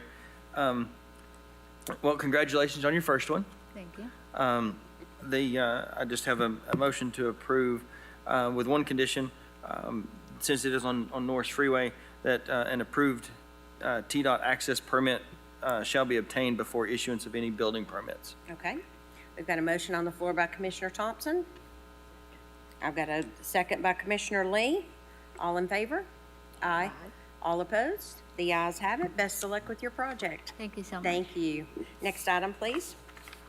4Y25RZ is a request of Brad Pruitt for rezoning to remove previously approved conditions in the PC Planned Commercial District, property located at 6125 Riverview Crossing Drive, parcel ID 071001 in the 8th Commission District. Thank you. Is applicant present? We are Ben Mullins, 550 West Main Street, and Brad Pruitt here's with me as well, here for Thank the you. applicant. Awesome. I don't have anybody signed up. Do we have any opposition? Seeing none, Director Brooks. Planning Commission recommends that County Commission approve the PC Plan Commercial Zone without conditions because it's consistent with the Knox County Comprehensive Plan and due to change of conditions in the area. Thank you. Would you like to speak to your project, Mr. Mullins? Just briefly, it's a little unique that, the planned commercial zone, when it's approved, usually requires conditions to be placed on it as to what types of uses can be developed. I think one time they considered this as a potential place for East Town Mall, and so they put conditions on it for a shopping center, which are no longer viable for that. And so our development's going in a different direction, so those conditions need to be removed. This was approved on consent, and we'd ask that you approve it, and we're here happy to answer any questions you have about our project. All right. Do we have any questions? Seeing none, I'll turn this over to Commissioner Thompson. Thank you, Madam Chair. Mr. Mullins, is there a reason why y'all wouldn't want to revive the idea of an East Town Mall? I mean, it sounds like a great idea. We don't have a mall in East Knoxville anymore. Well, I think what we are wanting to do on the property will be very good for the community and maybe draw enough attention out there where maybe there would be another shopping mall somewhere in the future, but not here. Not there, okay. Not here. All right. Madam Chair, I make a motion that we approve removing the condition from this zoning. Thank you. I've got a motion on the floor by Commissioner Thompson and a second by Commissioner Lee. All in favor? Aye. All opposed? The ayes have it. Best of luck with your project. Madam Moster, I'm sorry? I abstain. Oh, you abstain. Okay. Thank you all very much. Thank you. All right. Next item, please.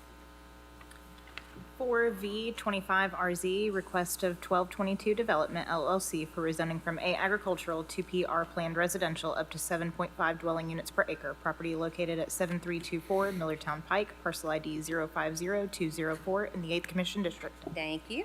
The applicant. Hello. Hello, Give your name and address, please. it's Stephen Clare, 300 Letterman Road, Knoxville, Tennessee, 37919. Thank you. And I didn't have anybody signed up for opposition. Is anyone in the audience? Seeing none, Director Brooks. Planning Commission recommends that County Commission approve the PR Plan Residential Zone up to 4 dwelling units per acre because it's consistent with the Knox County Comprehensive Plan and change of conditions. Thank you. Would you like to speak to your project? Yes, ma'am. I'm here requesting this rezoning in order to be able to develop a one-level, zero entry, zero maintenance townhome community. I was able to meet with a number of you commissioners as well as Commissioner Thompson. Took quite a long time with me on Friday looking at the design. We're going to incorporate over an acre of green space and community garden pavilion area in the back, make it all walkable. And the goal is really like a 55 and up community so people can not have steps and be able to have access. All of them are 2-bedroom, 2-bath, 2-car garage, real garages we talked about, and so you can fit cars in them. We asked for 7.25 or 7.5, I can't remember. That was obviously to hopefully negotiate down a little bit. In discussing it with Commissioner Thompson, hopefully we can land somewhere. I know this is a weird number, around 5.1 per acre. That gives us about the half unit we lose if it's just at 5, but again, that's up to you as the commissioners, which would total 53 units. Going to be doing or offering to do a buffer along the left side of the property that borders the properties on Presnell Road that are single family. And as well, we've stepped the first part of the actual lots off of Millertown, 200 feet on one side with the angle and about 250 on the other to try to keep it not as encroaching on the road. And that would be about it. Thank you. Any questions? Seeing none, Commissioner Thompson. Thank you, Madam Chair. Mr. Clyde, I do appreciate you reaching out, and it was a good conversation. It was a very fruitful conversation.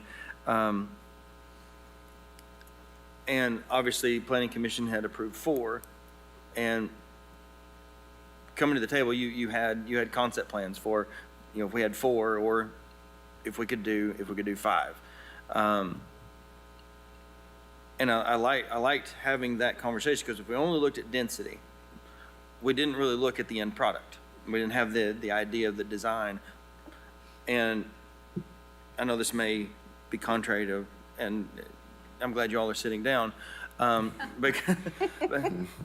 because I wouldn't have necessarily considered increasing the density to get a better product, or really taking that into consideration. After we met, it came to my attention that this is a very unique piece of property to me, because in talking about how close-knit our communities are, and how intertwined we are and connected, on this piece of property, this 10.5 acres, when it was purchased, the owners put in a horse barn and water fountains. My family, Thompson Construction, built the horse barn, and we also put in the water fountains. I'd forgotten that. It's been a few years ago. So it was a unique, it kind of put things in perspective, because it is a neat piece of property. I looked up the farmland soils on here, and the portion that you're not putting houses on the back side is actually locally important farmland. So the soils are really nice there. On the rest of the property, it's not. Coincidentally, it's not. But I like the openness and the conversation. You basically opened and took everything else I was going to talk about with the townhomes and what we're going to do. So I think we have a lot of 2-story single-family homes. We don't have mixed housing. And having the townhomes with single level with actual 2-car garages is pretty well needed in that area. I'm not an advocate in the future, just so everybody knows, in the future, I'm not really a huge advocate for putting more houses on Middletown Pike. But with 4 units an acre being right beside this one as well, the conditions of getting off of 640, that exit ramp is backing up into the interstate. It's not a safe situation. And coming the other direction on 640, it's backing up into the interstate. And single file traffic all the way through, and it's from 4:15 in the afternoon to 6:30. But in this particular situation with this property, I think this is a proper application for what you're wanting to do. So I'd like to make a motion to approve with 2 conditions. One, that a 10-foot wide type B buffer that we discussed with trees planted a maximum of 10-foot centers with expected mature height of about 15 feet along the western and southern property lines. And then the second condition would be access to Middletown Pike shall be in compliance with subdivision regulations, and any variance request must first be supported by EPW to maximize safety and traffic patterns. And that second condition is in there because it's less than the 400-foot minimum in subdivision regulations. So the entrance to the neighboring subdivision may potentially be too close to the entrance for this one, so just making sure that they're wide enough. Is that, I'll second it if that's a motion at 5.1. Yes, the 5.1. I'm sorry, I didn't put the density. I'll second that. Yes, it is 5.1. Yeah, I was getting ready to ask that, Commissioner Jay. All right. Small detail. That's okay. We've got a motion on the floor by Commissioner Thompson and a second by Commissioner Jay. All in favor?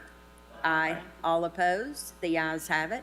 Best of luck with your project, and thank you for sitting down and meeting with me and talking to me about it. I'm out that road quite a bit because my son and daughter-in-law live out that way, and so we were able to kind of talk about that, and I think it's going to be a great project, so I'm really excited. Thank you all very much. Thank you. Have a good night. Thank you.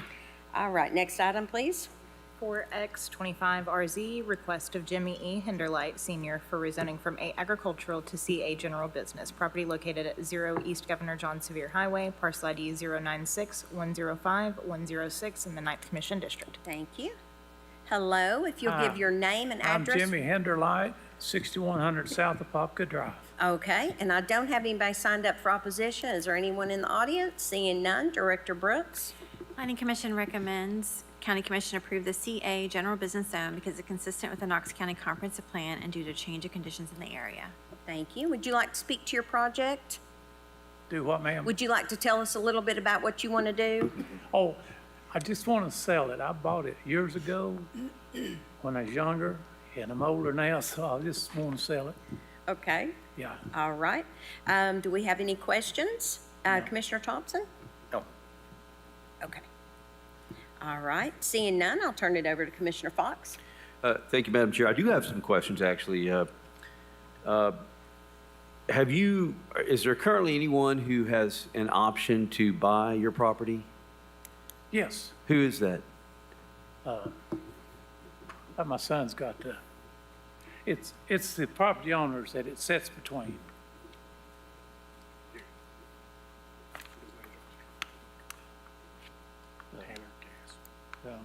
His name's Tanner Gass. Tanner Gass? Mm-hmm.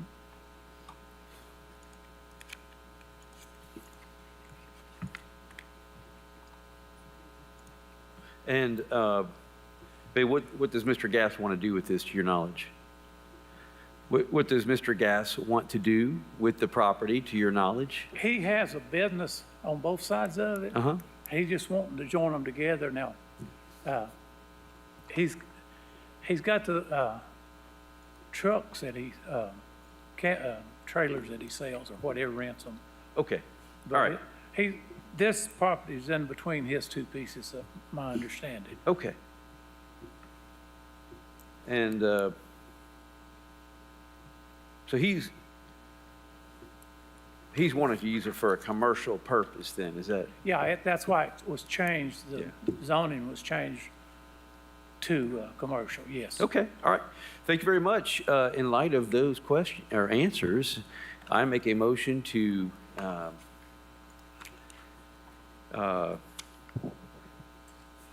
accept